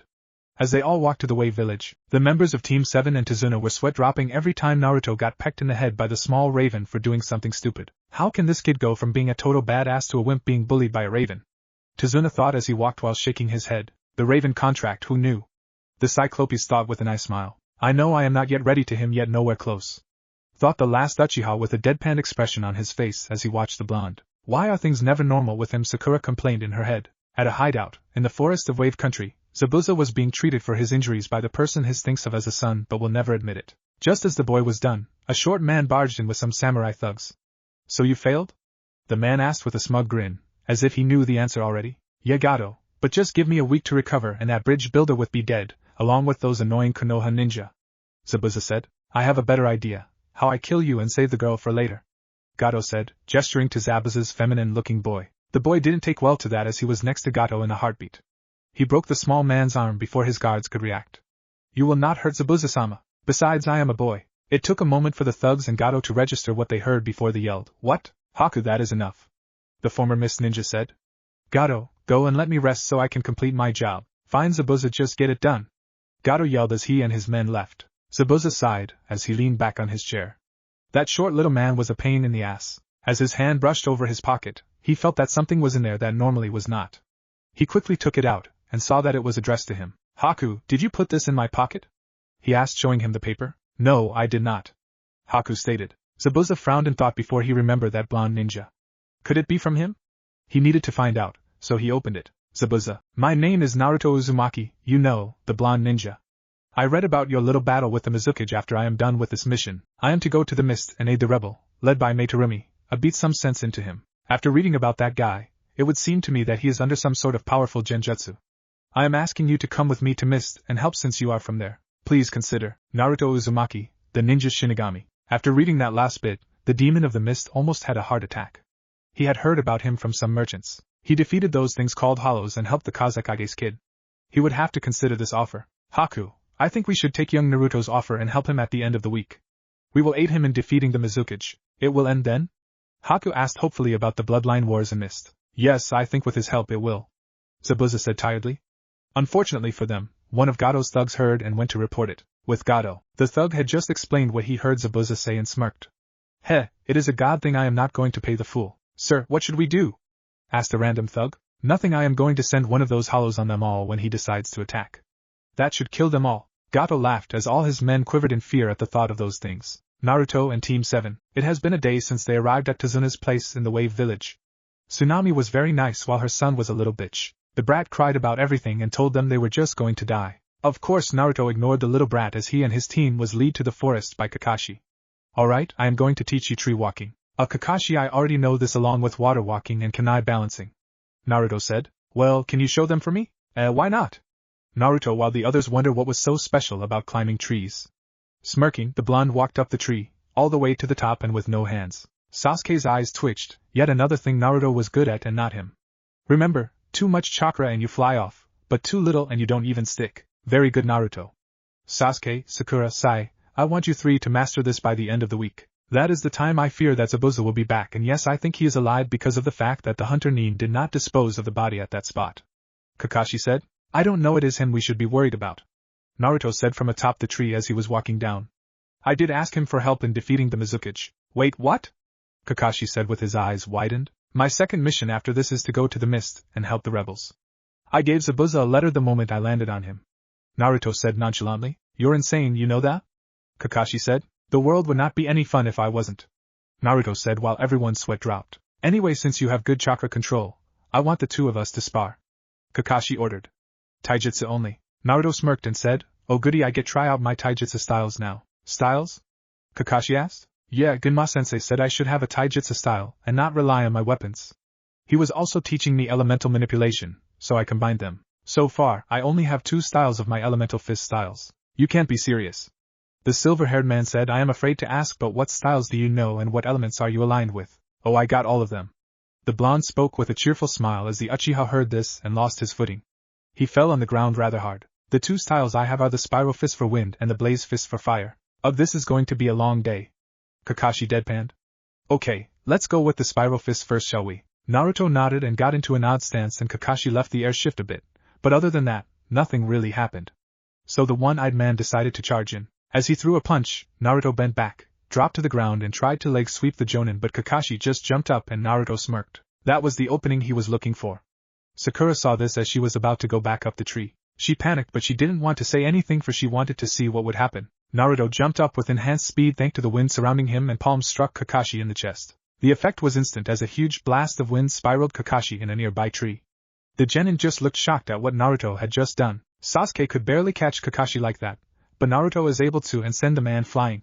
There was a groan of pain as they saw Kakashi slowly get back up. Sakura, being the closest to the man, saw that front of his jacket was warped into a spiral. Okay, I believe you now, but how did you learn wind manipulation so quickly? The Cyclopes asked. Oh, that is easy, shadow clones. I can make enough of them to train with, and everything they learn comes back to the user. Naruto said. Oh, and in case you are wondering, I based the Spiral Fist off the Rasengan. No wonder why it hurt so much. Kakashi said as he touched his chest. So, what does your Blaze Fist look like? Naruto smirked and crossed his arms so that his fists were on either side of his face with his fingers pointed away from him. His fingers were in the shape of claws so it would hurt more. Then, his hands and feet were set ablaze. Kakashi also saw that wisps of fire lashed out around the blonde's body, as if to protect him. This is the stance for my Blaze Fist, wanna give it a chance? Naruto asked with a smirk. No. After the Spiral Fist I am sure of that. Kakashi deadpanned, not wanting to get burned at the moment. He then got an idea and asked, why are you creating different styles like this? To have a surprise in battle. Besides, I plan on combining them to create a 6th style called the Elemental Fist. I see. Well, how about I teach you lightning manipulation since I know Gemna won't know how to do that. You can create your own style later. Kakashi offered. Sure, Naruto said. Shadow Clone Jutsu. With that, over 100 Narutos filled the clearing. The reaction this was comical. Sai gawked on a branch. Sasuke was looking around frantically at all the Narutos and having a mental meltdown as this was just not possible in his opinion. And Sakura, her eyes widened, giggled perversely and fainted, falling out of the tree she was in. Luckily, a Naruto clone caught her and wondered what was wrong with her, clueless as usual. For the rest of the week, Kakashi taught Naruto lightning manipulation. Kakashi decided to see what his other students' chakra natures were. It turned out that Sakura had earth, Sai ironically had water, and the Uchiha had fire and bit of lightning. Knowing Theseus' thing were enough for the copycat ninja as he taught them all some jutsu for later on. There was Aloes, a small oddity that were the Uchiha and Naruto sparred. They had both used their Dijitsu and Naruto copies the Uchiha bloodline. He did not understand why, but he knew a few attacks that most Uchiha didn't know. The end of the week came a little too quickly for the group.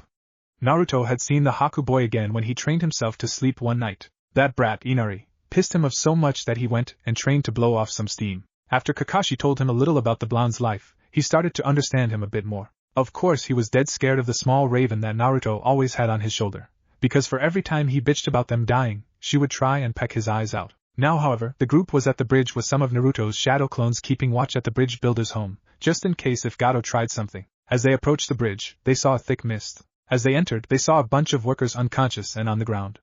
Zabuza and Haku were in the middle of them. Naruto rose an eyebrow and said, "So you wanna fight?" Zabuza smirked beneath his mask and said, "Yeah, I wanna spar a bit before I decide to join you." "Fine by me," Sasuke announced, getting into his stance. "I think not," came a voice behind the Konoha ninja. They turned to see that the mist was clearing to reveal several samurai, and leading them was the business tycoon himself, Gato. The small businessman smirked and said, "Sorry Zabuza. I was never going to pay you, and now, I will kill you and these pathetic Konoha ninja." "Bring it out." The warriors parted to reveal a large metal crate. Two of the samurai unlatched the crate and with a roar, the front of the crate was blown away and out stepped a huge black monster with a bone mask. "Kill them for me," Gato commanded. The creature stared at Gato for a moment before saying, "Pathetic mortal, you cannot command me, but I will get rid of this Shinigami for my own purposes," the beast said as it turned its head to the minions of Gato, who were surprisingly not showing any fear. "It is time." At this, the ninja group watched in horror as the samurai were ripped apart, leaving more creatures in their place. The main monster then brought its hand down on a completely shocked Gato, ending his pitiful life. "Shit, this can't be good," Kira stated. "Bring everyone out of their stupor." "Naruto, what are these?" Sakura asked frantically. "These are hollows and it seems that they are being led by a Minos class hollow. Well, I think it is a Minos," Naruto answered. "Just remember to destroy the mask and you will win." "Right, let's do this," Sasuke said as Sai nodded. Zabuza and Haku prepared to fight off these things as well. Zabuza was going to see the extent of the blonde's power today. "Shinigami, you will die along with your allies," the hollow said, and Naruto took a better look at it. It was very tall and humanoid in appearance, had grayish skin, large-ass wings on its back, and its mask looked like that of a tiger's. "Who the hell are you? You're now like the other hollows I have beaten." "Yes, I am nothing like those weaklings you killed."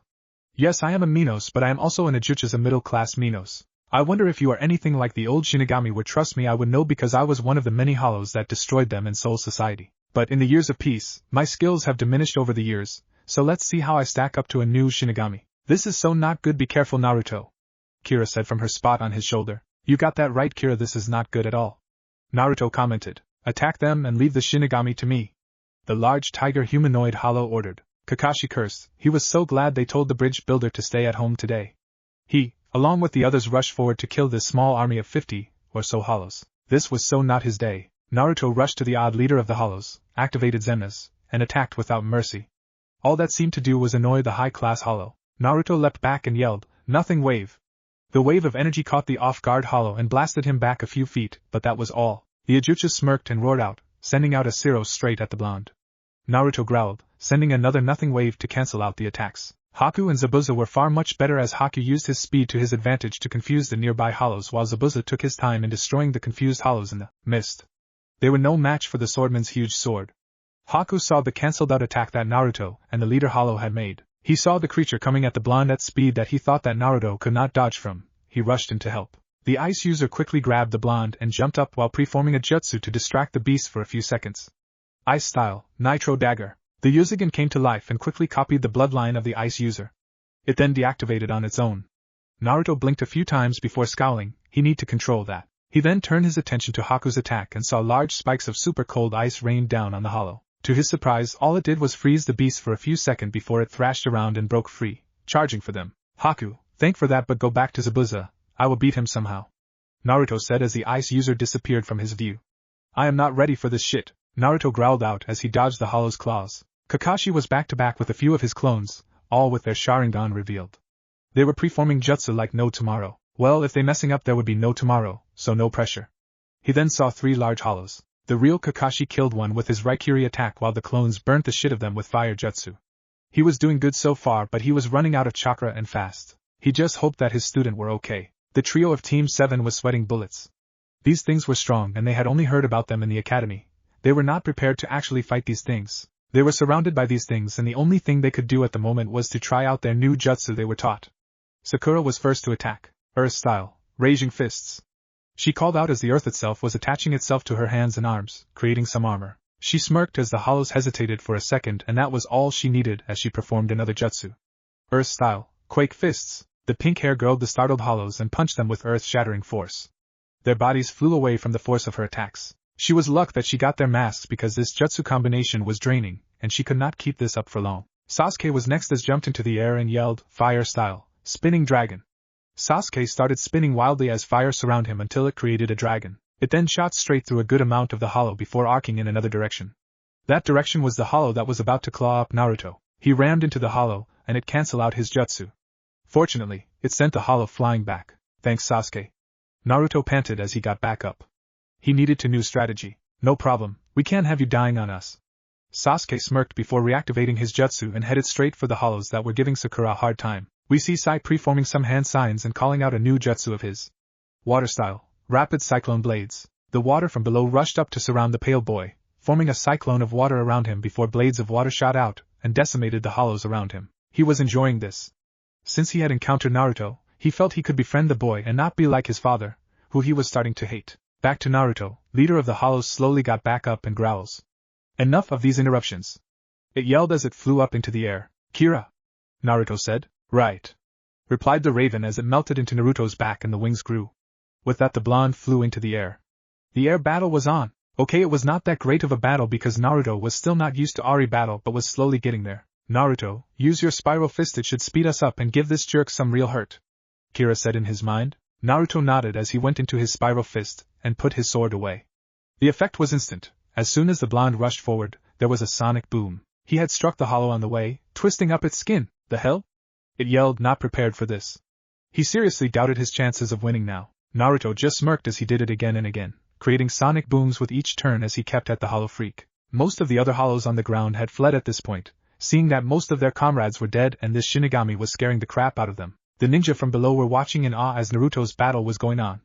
Zabuza was more than impressed by this blonde now more than ever. The leader of the hollow army was not frantically weighing his opions. He could escape now and report this to his master, but he wanted to really hurt this Shinigami. He then looked to the Shinigami's friends and spotted the ice user, the one that froze him.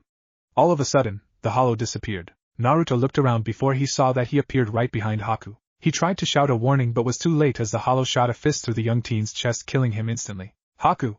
Naruto and Zabuza screamed. The hollow backed up as Naruto appeared before his fallen friend. He looked to the hollow, rage building up in his system. It seemed that was uncontrollable. Kakashi and the others saw that Naruto was pissed, but what scared them was what came next. He screamed out in pain as a bone mask formed on his face, and his eyes turned yellow. With primal rage, the masked blonde rushed the hollow. Shit, a wizard! It said as it decided it was time to go and vanished, leaving a pissed-off Naruto, who as his rage turned on to his friend, not distinguishing friend from foe. In other areas, 3 others felt Naruto's rage and yelled through their link to calm down. Fu, Gaara, and Sora were frantically yelling for him to calm down. Luckily for Naruto's allies he did calm down, but just back out, not yet ready for power like that. The others looked in shock. This was not a battle they were ready for any time soon. Sasuke and Sakura could understand why Naruto went ballistic for a fallen comrade, but they did not have that type of power to help him. Zabuza was cradling his son while crying a bit. If only that beast had stayed, then Haku's death would have been avenged by the blonde. He would live on for his son. Kakashi picked up Naruto, knowing the pain of losing someone like that. He hoped the boy could move on, unlike him. In a dark cave, the defeated hollow kneeled before a man in a long black cloak with red clouds.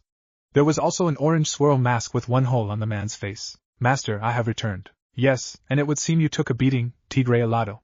Explain. The man said. We hollows have grown soft, I will admit that. Without the old Shinigami to challenge us, we have become weak. Now that a new Shinigami is here, we are at a disadvantage, the hollow explained.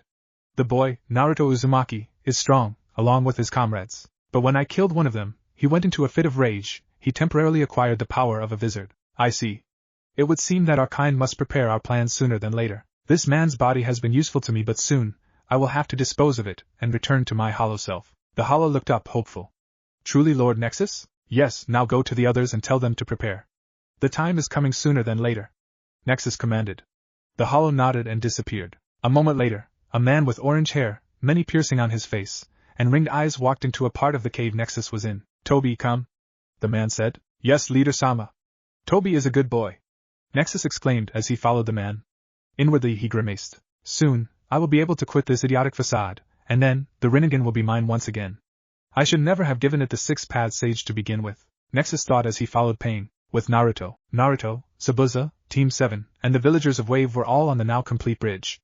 Thanks to Naruto's shadow clones, they got done sooner than expected. Inari walked up to Naruto and said, "Please come back soon." Naruto smiled and said, "You got it, and that is a promise." "That is good to hear." Tazuna said. "Yes, well, we should be going," Kakashi said as they started to walk away. When they were halfway off the bridge, Tsunami asked, "Father, what should we call the bridge?" "I think we should name it after the person who helped us to the end. The Great Naruto Bridge," the old man said as the crowd gave a cheer of agreement. Back with the ninja, the group had stopped at the end of the bridge and Kakashi asked, "Naruto, are you sure you don't need our help for your mission?" "Nah, but thanks Kakashi. Zabuza is enough after all. Besides, I am sure he will be happy to see his old friends if he had any. I am standing right here, you know." Zabuza commented with a tick mark on his face. "Come on, I am just messing with ya." Naruto smirked. "Yeah, but it is pretty easy getting under your skin," Kira announced. "Damn bird," Zabuza muttered to himself but got pecked out anyway.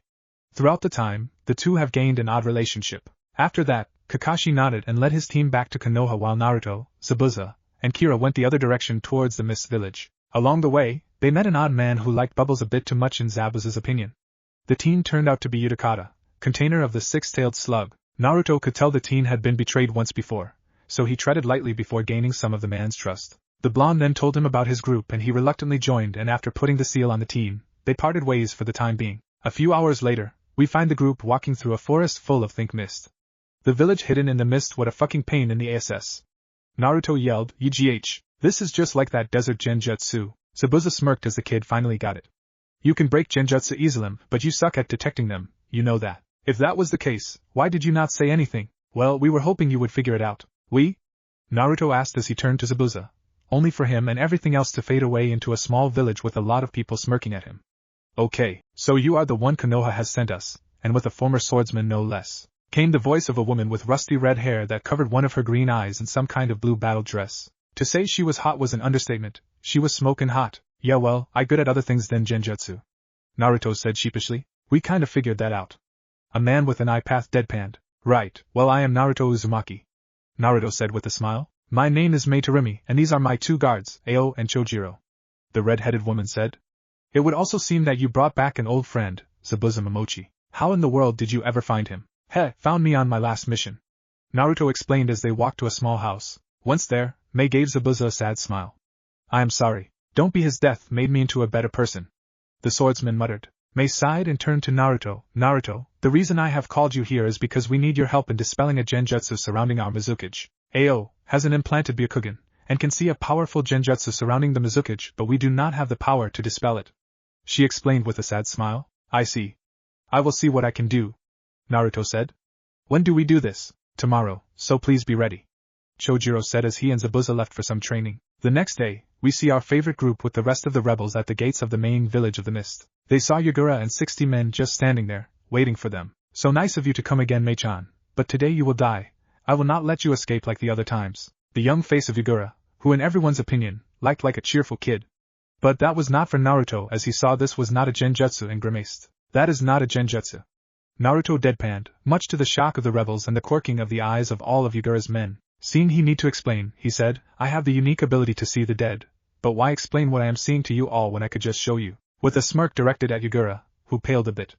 Naruto channeled some spirit energy to his fist, which everyone saw, and slammed the fist into the ground, creating a shock wave of energy. Slowly but surely, they all began to see what Naruto saw. Yagura looked like a pale puppet attached to some spirit strings. What was controlling him was someone who they were not expecting at all. The man who started the Bloodline massacres in the first place, the second Mizukage. "Father!" yelled Zabuza. "Okay, that was another thing I would not like to know." Naruto sighed.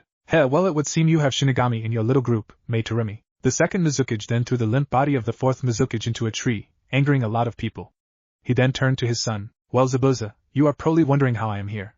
Well, you can thank the third Mizukage for bringing me back to life, and yes, he is very much alive as well." After the initial shock of seeing his father again, Zabuza's rage began to grow. You made mine and everyone's lives hell with that graduation exam, then with the killing of Bloodline users, and now this. Just what the hell are you? He is a demi-hollow, not a true hollow, but they can be a pain in the ass, trust me. I had to deal with the same thing for Gaara, the Kazakage's kid. Some nutjob priest was taking control of the Shikaka, Naruto explained, but that mad Zabuza even angrier. "You will pay for this. I am going to wipe you from existence." He yelled in a blind rage as he charged at him. Naruto and the others told to him to stay, but they yelled on deaf ears. As soon as he got within striking distance of the demi-hollow, he struck out with his blade, only to find air. Then, the man appeared before him and jammed a fist in Zabuza's chest. "Foolish son, I am the one who taught you everything and I always beat you." The father then gave an evil smirk and ripped out Zabuza's heart, but no one ever saw his soul. Naruto wondered he just passed over to see his son. Naruto growled and took out his blades while activating his Uzugen. "Mei-san, cover me. Today we are talking this thing down." Mei nodded and preformed 2 jutsu. A corrosive mist that just irritated the dead man, but when she sent out some lava bullets, he dodged like his life depended on it. While this was happening, the Uzugen was yet again copying the bloodlines that this woman had. Quickly shaking off the feeling of copying the bloodlines again, he activated his cannon blade and blasted out a wave of pure lava from the blade. Naruto smirked at everyone's shocked looks as he incinerated the annoying demi-hollow of the second Mizukage. He turned to the others and shrugged. "What? It is my bloodlines." They seemed to buy it for now as Naruto saw that Yagura was wailing up. He walked over to the young boy he had not aged since he had been possessed by the second Mizukage. He was probably Naruto's age. "Hey, hi. What is going on?" "The last thing I remember was looking at the third Mizukage Sharingan. Naruto sighed as he offered a hand to Yagura. "Well, that is some new info, but let's just say, not everything is as it seems," Naruto said as he began to explain a lot of things. Yagura was shell-shocked. All this time that he had been asleep, he had really been a puppet of some sick man's crazy desires. "I am sorry, but that is all I can really say," the boy said as most of his soldiers went to home to rethink their lives. "All that has happened over the years was just a sick lie to them. Well, it does not matter at the moment. You are safe now," Naruto said as he took out some ink and a brush. "Yagura, I want you to join my group. There are others like us and I have found a few already. My girlfriend Fu is one and the Kazekage's kid as well. I see then I am and I wish to do good now," Yagura said as Naruto nodded and started to apply the seals. He then explained to everyone what was going to happen and about what he thought was going to happen to him. "Well, if that happens, I want you to visit us, and when you get that Soul Village up and running, we would love to be your ally," Mei said with a smile. "Thank you, Mei-san, and good luck with reforming this place. You are going to need it." Naruto deadpanned. "Yes, well, we have been fighting for a long time, so we should be able to do that," Ao said from his spot next to Mei. "On another note, you said you have a bloodline as well. What is it?" Naruto smirked and said, "Actually, I got 3. That made everyone's eyes widen. "You see, the seeing of the spirits is part of one of my bloodlines. That is called the Shinigami bloodline, where it gives me the power of one. The Shinigami that you all are talking about is actually the king of the Shinigami." "Wow," Chojiro said wide-eyed and pretty much said what was on everyone's mind. "Yeah, the second is something that everyone knows. The energy that lets Tsunade use her super strength, physical energy. Now, the Yellow Flash is the same case since he is my dad, but he had to create some kunai to direct himself to the spot he wanted to run to. I would not try without using the kunai, trust me," Naruto said while rushing his back, making everyone's sweat drop. "That is why I prefer to use spirit energy, and use the flash step. Oh, and could you not tell anyone that my father was the Yellow Flash? If that is what you want," Mei said, a little uneasy about being in front of the Yellow Flash's son. She did have to admit that man go out a son before he died. "Now, my third one is called the Uzugen. It lets me copy bloodline jutsu but not normal jutsu," Naruto explained. He looked at everyone to see that they all had flabbergasted expressions, but none more than Mei herself. "Naruto, would your mother be Kushina Uzumaki?" Yeah, how did you know?" asked the blonde. "Kushina and I were best friends back in Whirlpool Country. When it was destroyed, I thought I lost her, but I guess she lived." "So how is she?" She died when I was born," Naruto said sadly. "Oh well, I have some good news for you then." Naruto quirked an eyebrow at this. "She said that if she ever had a kid that I would be your godmother, and since I know you probably got my bloodlines, here is a scroll for you to learn from," she said as she handed him a scroll full of jutsu, then she leaned in and hugged him. "You take care, Naruto." "Thanks, Mei," Naruto said as he hugged her. Ao and Chojiro were happy that Mei had some family, but Chojiro was a little peeved that Mei was hugging someone other than him. After that, he left through the gates, waving to his family in the Mist Village. He had plenty of time to get back home. After all, the old man thought that this mission would take longer. So he decided to travel the border till he needed to get back. 3 days later, Naruto sighed at the gloomy atmosphere of the Valley of the End. This place may have been the ending battle between Madara Uchiha and Hiroshima Senju, but that was it. Whatever happened between those two pretty much killed the land. With a shake of his head, he leapt away from that depressing place. As he was traveling, he sensed a few hollows ahead of him, and it seemed that they going after some high-level shinobi. That was not good. Even high-level shinobi had trouble with hollows. Naruto smirked as he raced through the trees. These hollows were starting to show themselves more and more. They were becoming pests that needed to just go away. He reached the edge of the clearing to see that there were 15 hollows surrounding what looked to be an important caravan. He looked to see that they had Iwa's headband on. That made him hesitate for a few seconds before scowling. These guys were still human, so it did not matter to him. They might still hate his father, but that was no reason to hate his kid, especially if he saved them. He saw a couple of the hollow eat one of them whole and growled. Now was the time to help. He used Flash Step to get over them to knock away a rather large hollow that was about to crush a very small old man. Not while I am around, he shouted, and the large hollow curse. Damn you Shinigami, no matter. You will die and no longer be a pain in our side. The leader of the hollows growled. Of course the old man and his 2 remaining guards looked at the boy like he was nuts. Boy, you should go. These monsters are not easily beaten. The old shouted at the blonde. Not so much, old man. Naruto smirked as one of the hollows came straight at him. Naruto jumped up and took one of his swords out and stabbed it in the mask. It roared in pain as it dissolved into this air, much to the shock of the men behind him. Their mask is their weak point. Very interesting, said a man with odd red body armor that covered most of his body. The man also had a large hat that had the same armor covering it, so all we have to do is pierce their masks. Easy for you to say, Han, mumbled the other man with IWA-type armor, and an odd dark mark across his face. These things just killed all of our men. Rashi, you and Han are to help this boy in defeating these annoying creatures. The old man said. Yes, Sachikage-sama. Both men said, which made Naruto widen his eyes and then smirk. Well, alright then. Naruto cheered as he charged into the fray. As he fought his own group of hollows, he could not help but observe the other 2 fighters. The red armor one used steam-based jutsu and was really cutthroat with it as well. The other one used samad taijutsu, making them back to each other before destroying them with a lava geyser of all things. Naruto smirked as he slashed through 2 of the hollows before using his insane strength to punch the next one in face far, far away. The last hollow he had to fight was the leader of the hollows. You are indeed skilled, young Shinigami, but I am going to kill you! It yelled as it charged him. Right. Naruto deadpanned. Come from the void of nothingness, Semnes.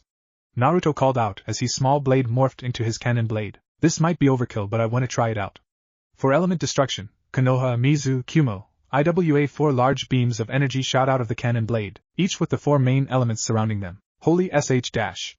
The beast yelled as it was swallowed up by the blast of energy. As Naruto's sword went back to normal, the 3 IWA shinobi walked up to the boy, a bit gobsmacked that the boy had this much power. Finally, the old man spoke. Boy, that was impressive. You also look like the 4th Hokage. Are you his son? That was the big question. He could answer it in a few ways and any one of them could get himself killed. So he just decided to wing it. Yes, I am. There was a long silence before the old man smiled. Good. Then I can finally tell someone from Konoha that we don't hate them. Besides, the Yondaime was a great shinobi. Most of the simple-minded fools that hate Konoha are now missing ninja. Anyway, I am Inoki, the Tsuchikage. Oh right. My name is Naruto Uzumaki, Konoha's Shinigami. I always thought that Konoha's Shinigami would have been older. No matter, you saved us, so what would you like for us to do for you? Naruto was shocked at first but soon got over it as he began to think about it. Do you know any demon containers? The 2 men froze and looked at their Kage for an answer. What would you need them for? Inoki asked with a raised eyebrow. To this, Naruto started to explain everything again. At the end, I could tell these 3 men were pissed off at Konoha, but they could not do anything about it. Inoki agreed with the seals on the demon containers and that Naruto visit IWA someday to set up the future alliance. After that they left, bidding Naruto good luck on his quest. Konoha Danzo's hideout. Danzo growled to himself as his son left. He was losing the brat to Naruto of all people. Losing to that brat as well. Came the voice of a very familiar winged tiger like hollow. Tigre alato, winged tiger, it has been too long. What do you need? Asked Danzo, his anger gone. Master has sent me to the others. The time has almost come. We need to get stronger than we are. I see, so he wishes that we speed up our progress.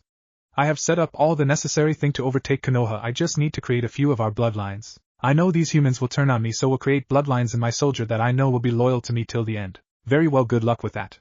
Besides, you and your girlfriend will be more than enough to take this pathetic human hive over. Good luck, Awek Rei's hollow root, Tigre Alato said as he disappeared. Hamura, Kohara, let's get started.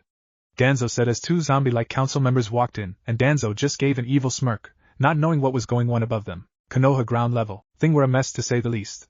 Ninja who were able to fly by using some odd machines were attacking the village and everyone was in a panic. Sora growled. He wished Naruto was back from the mist so that he could help, but he wasn't, so that was that. He and the others were able to fight a few of the ninja, but these guys were tough. He soon came to a rooftop that had Niji and Shikamaru. The 3 of them were watching the flying ninja retreat. What do you think is up with them? Asked Shikamaru. Simple, they ran out of chakra. Niji stated. Great, now we can plan a counterattack. Sora said. Right, let's go to the Hokage and ask what he thinks what we should do.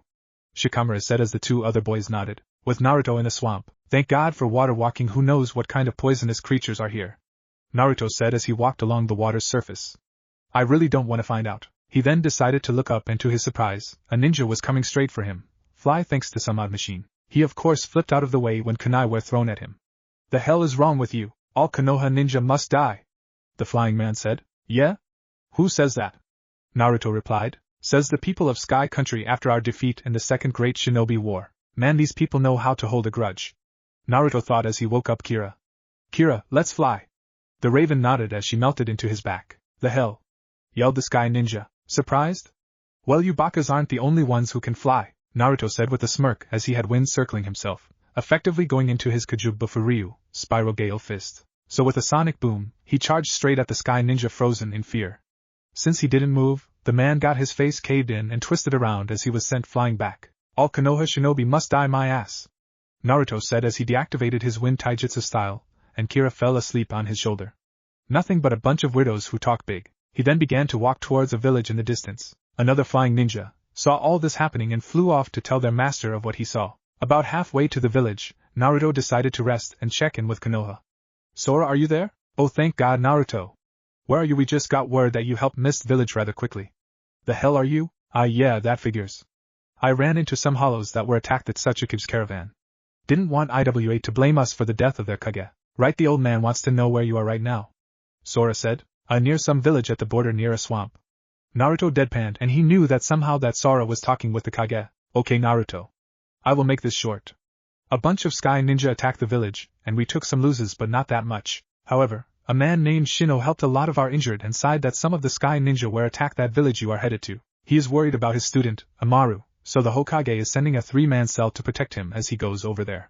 He also wants you to protect this Amaru. He described her as a tomboy. Sounds like a plan. Oh, and tell the old man that I just took out a Sky Ninja over here.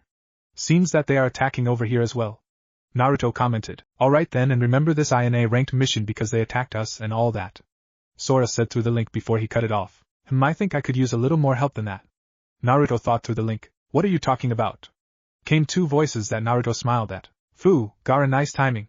Anyway, I am at the border of Fire Country near some village by a swamp. Apparently a group of Sky Ninja went and attacked Konoha, so they need me to protect some doctor's apprentice in this village since Sky Ninja are attacking over here. Oh joy. You wanna help? Absolutely. I have been waiting to test out my new powers, Fu said with a giddy smile. I am a bit far, but I will see what I can do, Gara replied with uncertainty. Well, I do know Konoha is sending a team over here to protect the doctor, and if I know the old man, he will probably send a team out to find and destroy the Sky Ninja's hideout. Right. We are on our way, came 3 voices then too. Okay, then seems Yagura wishes to help as well, Naruto commented as he got back up and ran the rest of the way there. A day later with Konoha at the beach. Well, this is annoying. That jerk wants us to defeat a few of the Sky Ninja, Sai said to Sora. They were currently on a cliff, overlooking the massive ships that had all the Sky Ninja on them. Well, Shikamaru has a great plan, but I'm wondering if those birds of yours will actually hold us, Sora commented. They will. I have rode on them before, Sai reassured him. Well, I guess that is it then, let's go kick some ass. Sora smirked. Very well, Sai replied as he drew up 2 large birds and the boy took off, causing mayhem to the Sky Ninja. While that was going on, Shikamaru and Kakashi were observing from the beach. The plan is going smoothly, Shikamaru. Thank you. Now our 4th member just needs time to prepare. Right, Kakashi started to say before they felt a chakra presence coming out of the water. What they saw was a boy in green clothes with what looked to be a sword in his hand. I am not too late, am I? The boy asked. Who are you? Kakashi asked. I am Yagura, the former 4th Mizukage. I heard from Naruto what was going on, so I decided to help. I think Fu and Gara are coming as well, but I do not know if they are coming here or straight to Naruto, Yagura informed them. Troublesome blonde, alright, Shikamaru said as he radioed his 4th member, telling them they had company that was friendly. Through all of this, Kakashi wondered what Naruto did to gain Yagura as an ally. Yagura-san, if you were the 4th, who is the 5th? Kakashi asked. Oh, that is an easy one. Naruto's godmother, Mei Torimi, is the 5th Mizukage, Yagura replied to hear Shikamaru mutter troublesome while Kakashi had a flabbergasted look on his face. Yagura just kept on smiling. Konoha, Hinata, Sasuke, and Sakura were the ones who were picked to protect the doctor named Shino. They were already at the gates, but Shino seemed distracted for some reason. I wonder why you are not here, Naruto. Sasuke gave Shino an odd look as they left the Hidden Leaf village. Back with Naruto. Our blonde hero is walking through the streets of the village near the swamp. People took one look at him, and then got back to what they were doing. It would seem that they have had odd people pass through this place before. Not that it mattered to Naruto, since he didn't really know who the person he was trying to find, so he asked the nearest person to him. Excuse me, old man. What do you want? Well, I have been sent to protect some girl from a bunch of Sky Ninja, at least I think so. Naruto said airheadedly, making the old man sigh. All that I know about her is that she looks like a tomboy, and her name is Amaru. Oh her. The old man rolled his eyes and said, try the outskirts of the village. I think that silly girl wanted to check out something odd. Alright, thanks. Naruto said as he left. Even though he got a very vague answer, it was a start. Like Shikamaru says, troublesome. Another day later. The village was bigger than he thought, but even though he circled the place, he went into the nearby swamp to see if she was in there. Eventually, he found her, and she was in trouble. Sky Ninja were pursuing her. He smirked as he had the perfect entrance for this. He had Kira merge with him, and went wind style again. With a vicious smirk, he shot off toward her attackers. As Amrao was running from her pursuers, she heard a rather large sonic boom.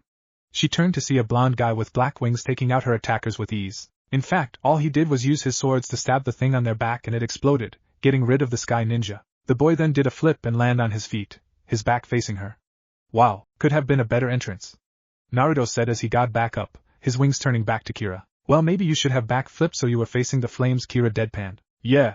I should have done that. Amaru couldn't help but fall anime style at the scene of Naruto talking with a raven that could talk. Thanks for helping me, but who the hell are you? As if just noticing her presence, he said, oh, name's Naruto Uzumaki. I was sent to protect you. Seems your master is worried about you. Oh. Amaru said as she blushed at the fact that her master was worried about her. Just look her up, I am not describing her. Okay, let's head back to your village because they are probably already there. Naruto said as he started to walk away and Amaru followed. Along the way, they talked about random things. He learned that she was a very good doctor but had very little training in the ninja arts. She only had enough training to defend herself from bandits. He could also tell that she had a crush on her master by the way she talked about him. He was glad but a bit freaked out that she was in love with an old man, but it was not his business. When they finally got back, they smelled smoke. That is never a good sign.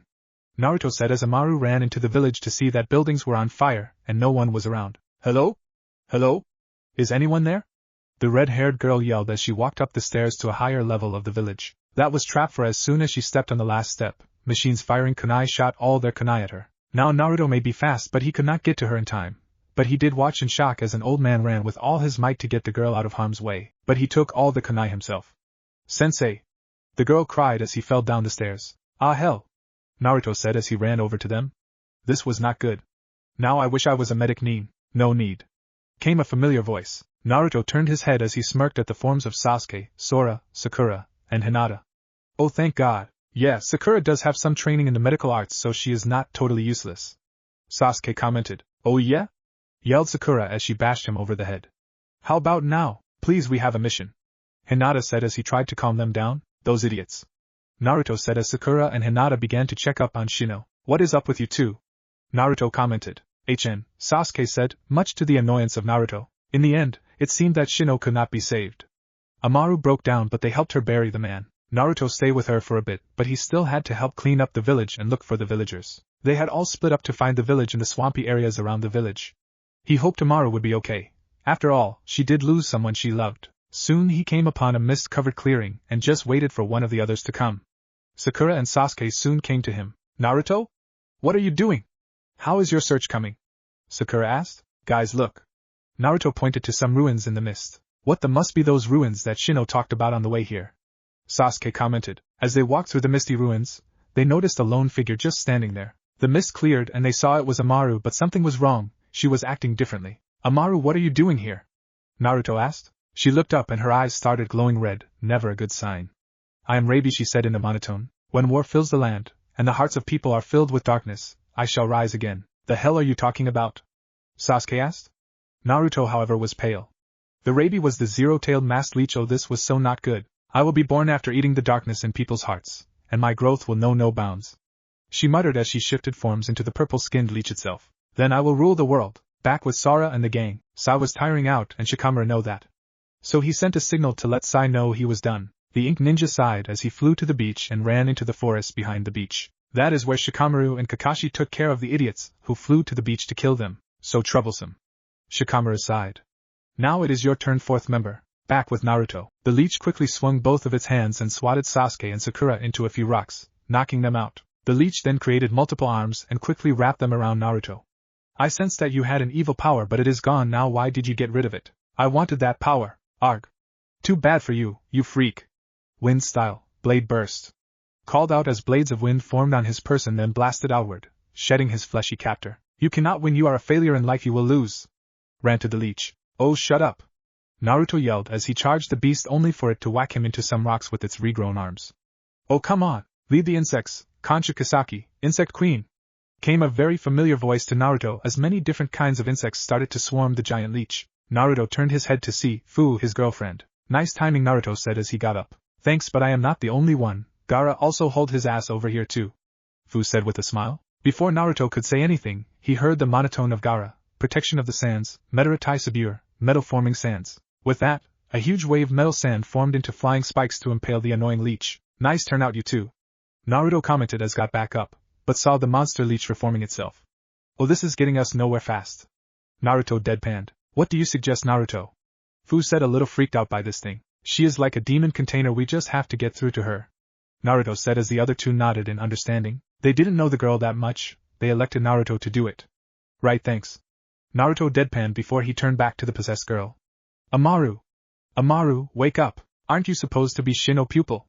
Come on, you gotta obey your senai's teachings, so get out of your funk. A monotonous Shino-sensei was heard as the evil leech dissipated to reveal the girl named Amaru, but then she passed out. Well, at least she is okay, Naruto commented. After a bit, she woke thankfully.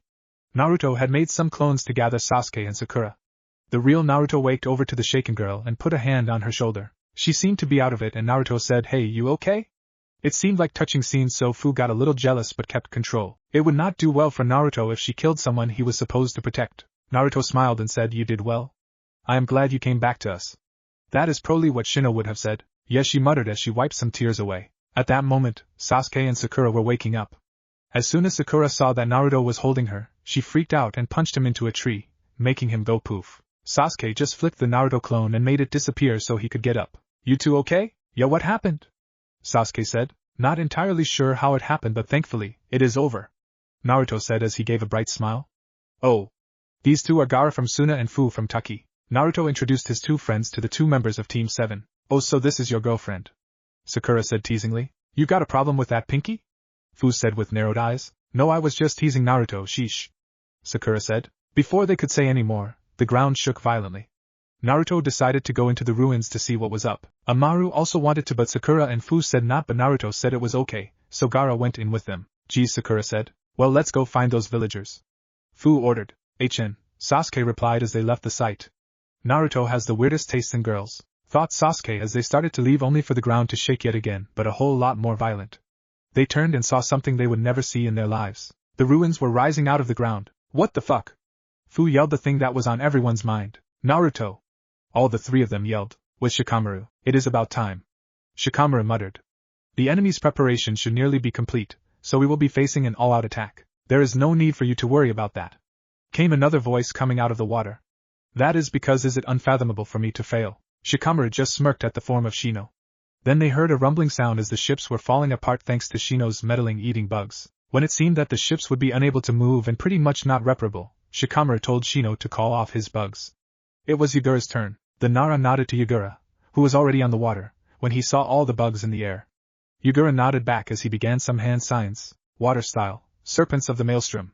Soon, a very large maelstrom appeared and began to suck in the ships, but that was not all. Serpents made of water broke through the remaining ships, destroying them further. Soon there were no ships left as the jutsu dissipated, all except for the large pieces of metal floating on the surface. Their job was done for now. They hoped the others were doing as well as them. Back with Naruto. On the floating ruins, Naruto, Amaru, and Gaara were sneaking around the place as to not get caught by some random sky ninja. This place was not for Konoha, that was for sure. I can't believe we are flying in ruins, no less, Amaru commented. I agree, Gaara replied. I have seen it all now. Naruto deadpanned. But we will be okay, trust me. After that, they ran as fast as they could through the place, looking for the guy who was controlling things. They soon came upon a light at the end of the tunnel, only to be stopped by some sky ninja, which Naruto and Gaara took care of pretty easily. As soon as they entered the next room, Naruto and Amaru froze in place, too shocked to do anything, while Gaara was just confused. Well done, you two. I knew it. I knew it, Amaru called out as she ran to the person of the voice Shino. Naruto, however, was rooted in place. She leapt into the man's arms and cried, I believed it. I believed there was no way you would die. Why are you here, mister? Naruto said as he walked forward. What is the meaning of this? The man smirked and said, There's only one way I could be in this place, Anchor Vantion. I guess simpletons like you would not get it. At this, Amaru's eyes widened. Her master never talked like this. It may look like some flying ruins, but it is Sky Country's greatest creation. The best weapon of mass destruction. But wait, you got hit, but all those kunai. Naruto, he faked his death. Kira spoke up from his shoulder. It would seem was playing us all. Seems that bird figured it out. In any event, she is correct. It was easy to fool Sakura and Hinata into thinking I was dead. While I was gone, I just had to repair my organs with the body revival jutsu. At this, Amaru had a shocked look on her face as she looked up to see that her master had an evil look on his face. Never heard of it, must be some forbidden crap. Naruto growled out. He was beginning to hate this guy. I see. Gaara finally spoke up. You are with these people, you were playing us the whole time. You are correct, Gaara. Shino smirked as he grabbed Amaru's head and threw her toward the two-boy, which she just crashed into Naruto. Ah hell, Naruto said as he slowly got up, making sure not to hurt Amaru. But it seemed that she was in shock as he was still as stone. You see, all I wanted for 14 years was to gain the power of the Rabi as my own. This girl was just a pawn. Laughed Shino. I found Amaru and I found what I was looking for in Konoha. He then began to rant on about the power of the Rabi and the dark chakra is control. When Amaru called out to her master on last time, he mocked her, telling her that love and crap like that is useless. It looked like it broke the girl. That was all it took to make Shino surrounded in dark chakra. Naruto stayed back to see what would happen and was kind of freaked out because Shino was transformed into a huge man looked like a muscle builder, and his hair was now black. This is the power of dark chakra and the body revival jutsu. This is my power. Naruto had enough and charged him with Gaara. They both punched him in the face. It didn't seem to do anything to the man. My turn, Shino yelled as he rushed the two boys and beat the shit out of them. Ah hell, Naruto said, trying to get back up, and saw that Gaara looked knocked out. Damn you, Naruto yelled as he created a massive amount of clones only for them to be destroyed by some odd dark wave that Shino made. Through the smoke, he was able to get another punch in, but Shino was once again unaffected. Shino smirked and punched Naruto into a wall. The large man then sat down in a large throne and said, so, this chair was meant for the prefect-bodied king. Like hell, Naruto started as he got pissed off and started beating Shino into the ground. I would accepted you as a king. He then ended with a Rasengan to the man's face. He then went over to see if Amaru was okay, but like usual Shino got back to explain that his jutsu was reforming his body over and over. The man then blasted Naruto to the throne via his super revival fist. After a few more rounds of beating the shit out of each other up, Shino knocked Naruto back over to Amaru. The power of love is weak. Destruction is power. You idiot, love is stronger. I love my teacher, my friend, Fuchan, so much that it hurts. Naruto yelled at the man. Then let's hear it. What did Amaru's love turn into? Shino yelled, which made Amaru look up. In the end, she will just be hurting. Why? Shut up. Naruto yelled through with this crap as he charged the man again, only to blown back by some dark energy. Naruto? Amaru asked as he saw Naruto just lying there. My power, that didn't hurt at all. Naruto yelled as he slowly got back up. Naruto! Amaru said, surprised. Here I come.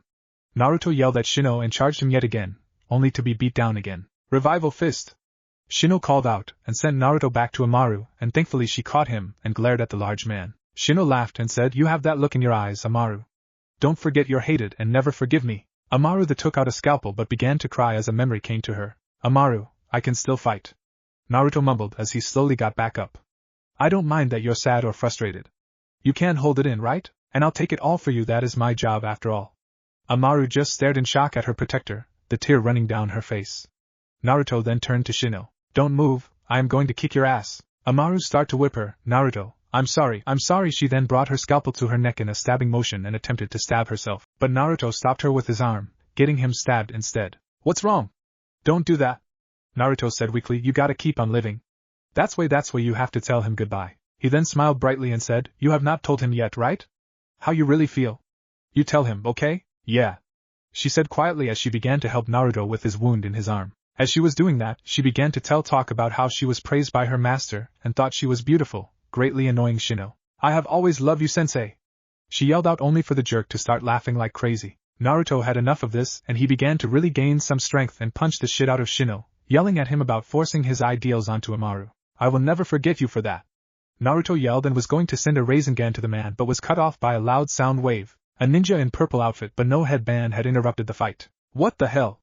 Naruto yelled out, and secretly, Gar sent a few sand needles to Shino to weaken him. I have come here for the scroll. The new guy said. Shino slowly got back up and smirked. So, Orochimaru wants more of the scroll, how well here. He then opened a compartment and threw a scroll to the man, and then he fell through a hole in the ground, letting him escape. He knew that somehow, he was beaten because he could not use chakra like before. Besides, he now looked like a very weak old man thanks to Gaara. Not yet. It is not over yet, they heard him yell. The new ninja just sighed before disappearing before he could be questioned. Alright, Amaru, I am going after him. Now we might be able to save him, you can just give up later if you want, now let's go find him and the villagers. She nodded and they split up to find the villagers and Shino. What she found was all the villagers and Hinata in some holding cell. Naruto and Gaara found the passage to Shino, who using the room he was in to suck all the chakra in the area and help himself to turn into the leech itself. They cursed at this fact and well there was not much they could do. Then Gaara had an idea and sent a crap load of chakra to the leech and Naruto caught on, sent a massive amount of his own chakra to the beast, overloading it and pretty much destroying it from the inside out, and in the process killed Shino, though the decrepit old man did tell them that even didn't know what was going to happen. Naruto cursed and told Gaara they needed to get out of there, and he agreed. They ran for all they were worth. Of course the remnants of the leech were going crazy in the place. Once they were at the entrance, they saw Amaru and all the villager plus Hinata in some boat-looking thing. Oh thank God you guys are okay. Naruto called out when he saw them. Hinata looked and said, Naruto-kun. Along with Amaru, Naruto looked around and saw a lever of some sort that probably launched the boat off the flying vessel they were on. So he ran over to it and he heard Gaara yell from the boat, Naruto, what are you doing? Someone has to get you guys off this thing and destroy it. Besides, if my eyes are not playing trick on me we are over water and you don't do so well with water. At this, Gaara looked over the boat and indeed see the water. Now Gaara is usually stoic about a lot of things, but water and not one of them. Water! I can't swim. He started freaking out and it took Hinata to calm him down. Don't worry, I will be back, that is a promise. Naruto said, getting everyone's attention again as he pulled the lever. Naruto! Amaru yelled as the boat went soaring down. Naruto just smiled as he began to destroy the place with well-placed raisin gans. Down on the beach. At first they were shocked that a huge fortress was flying over them, but now they are not that surprised that Naruto is blowing it up with his powers. Troublesome blonde. Shikamaru said from his spot on the beach. What do you expect from him? Sakura muttered. Nothing less. Fu smiled while the others laughed. We should move. Kakashi said as the other agreed. Back with Naruto. I can't keep this up. Naruto panted from his position in the middle of the fortress. He then thought to use just one Rasengan to get rid of this place once and for all. Do this, here is a taste of my new jutsu. He yelled as he charged a Rasengan but kept on feeding chakra to it, and eventually, it turned pure white as no one could see through it. Time to end this. Hurricane Rasengan. Just as he touched the ground with it, the effect was instant. There was a large white explosion that shifted into a pure chakra hurricane with Naruto as the eye of the storm. Holy shit. Sakura yelled from her spot on the ground. Great, another troublesome jutsu. Shikamaru commented. Wow. Fu said with sparkles in her eyes. Naruto, however, was not falling and it seemed that the blast stunned little Kira so he would not be able to use her to fly down. Ah crap, and I have not perfected the flying part of my wind-style taijutsu, oh well, not like I have a lot of energy at the moment. He muttered as he started shooting down to the ground. Amaru, having gotten out of her eye at the attack that Naruto had used the spar flying machine to save Naruto. Of course it was not fast enough to get to him, so she got rid of it and catch Naruto as they spiraled downward. Amaru, don't be so reckless. Naruto said tiredly. Just who do you think is being reckless? Bakashi replied. Had touche. Naruto commented. At least I won't be alone on my way down. I won't leave you alone. The girl said as she held on tight to him. I'll stay with you. Thanks, said Naruto. He then took a chance. Hey Amaru, want come back to Konoha with us? You can be on me and Sora's team. I would love to. She said with a smile as they clashed into the water.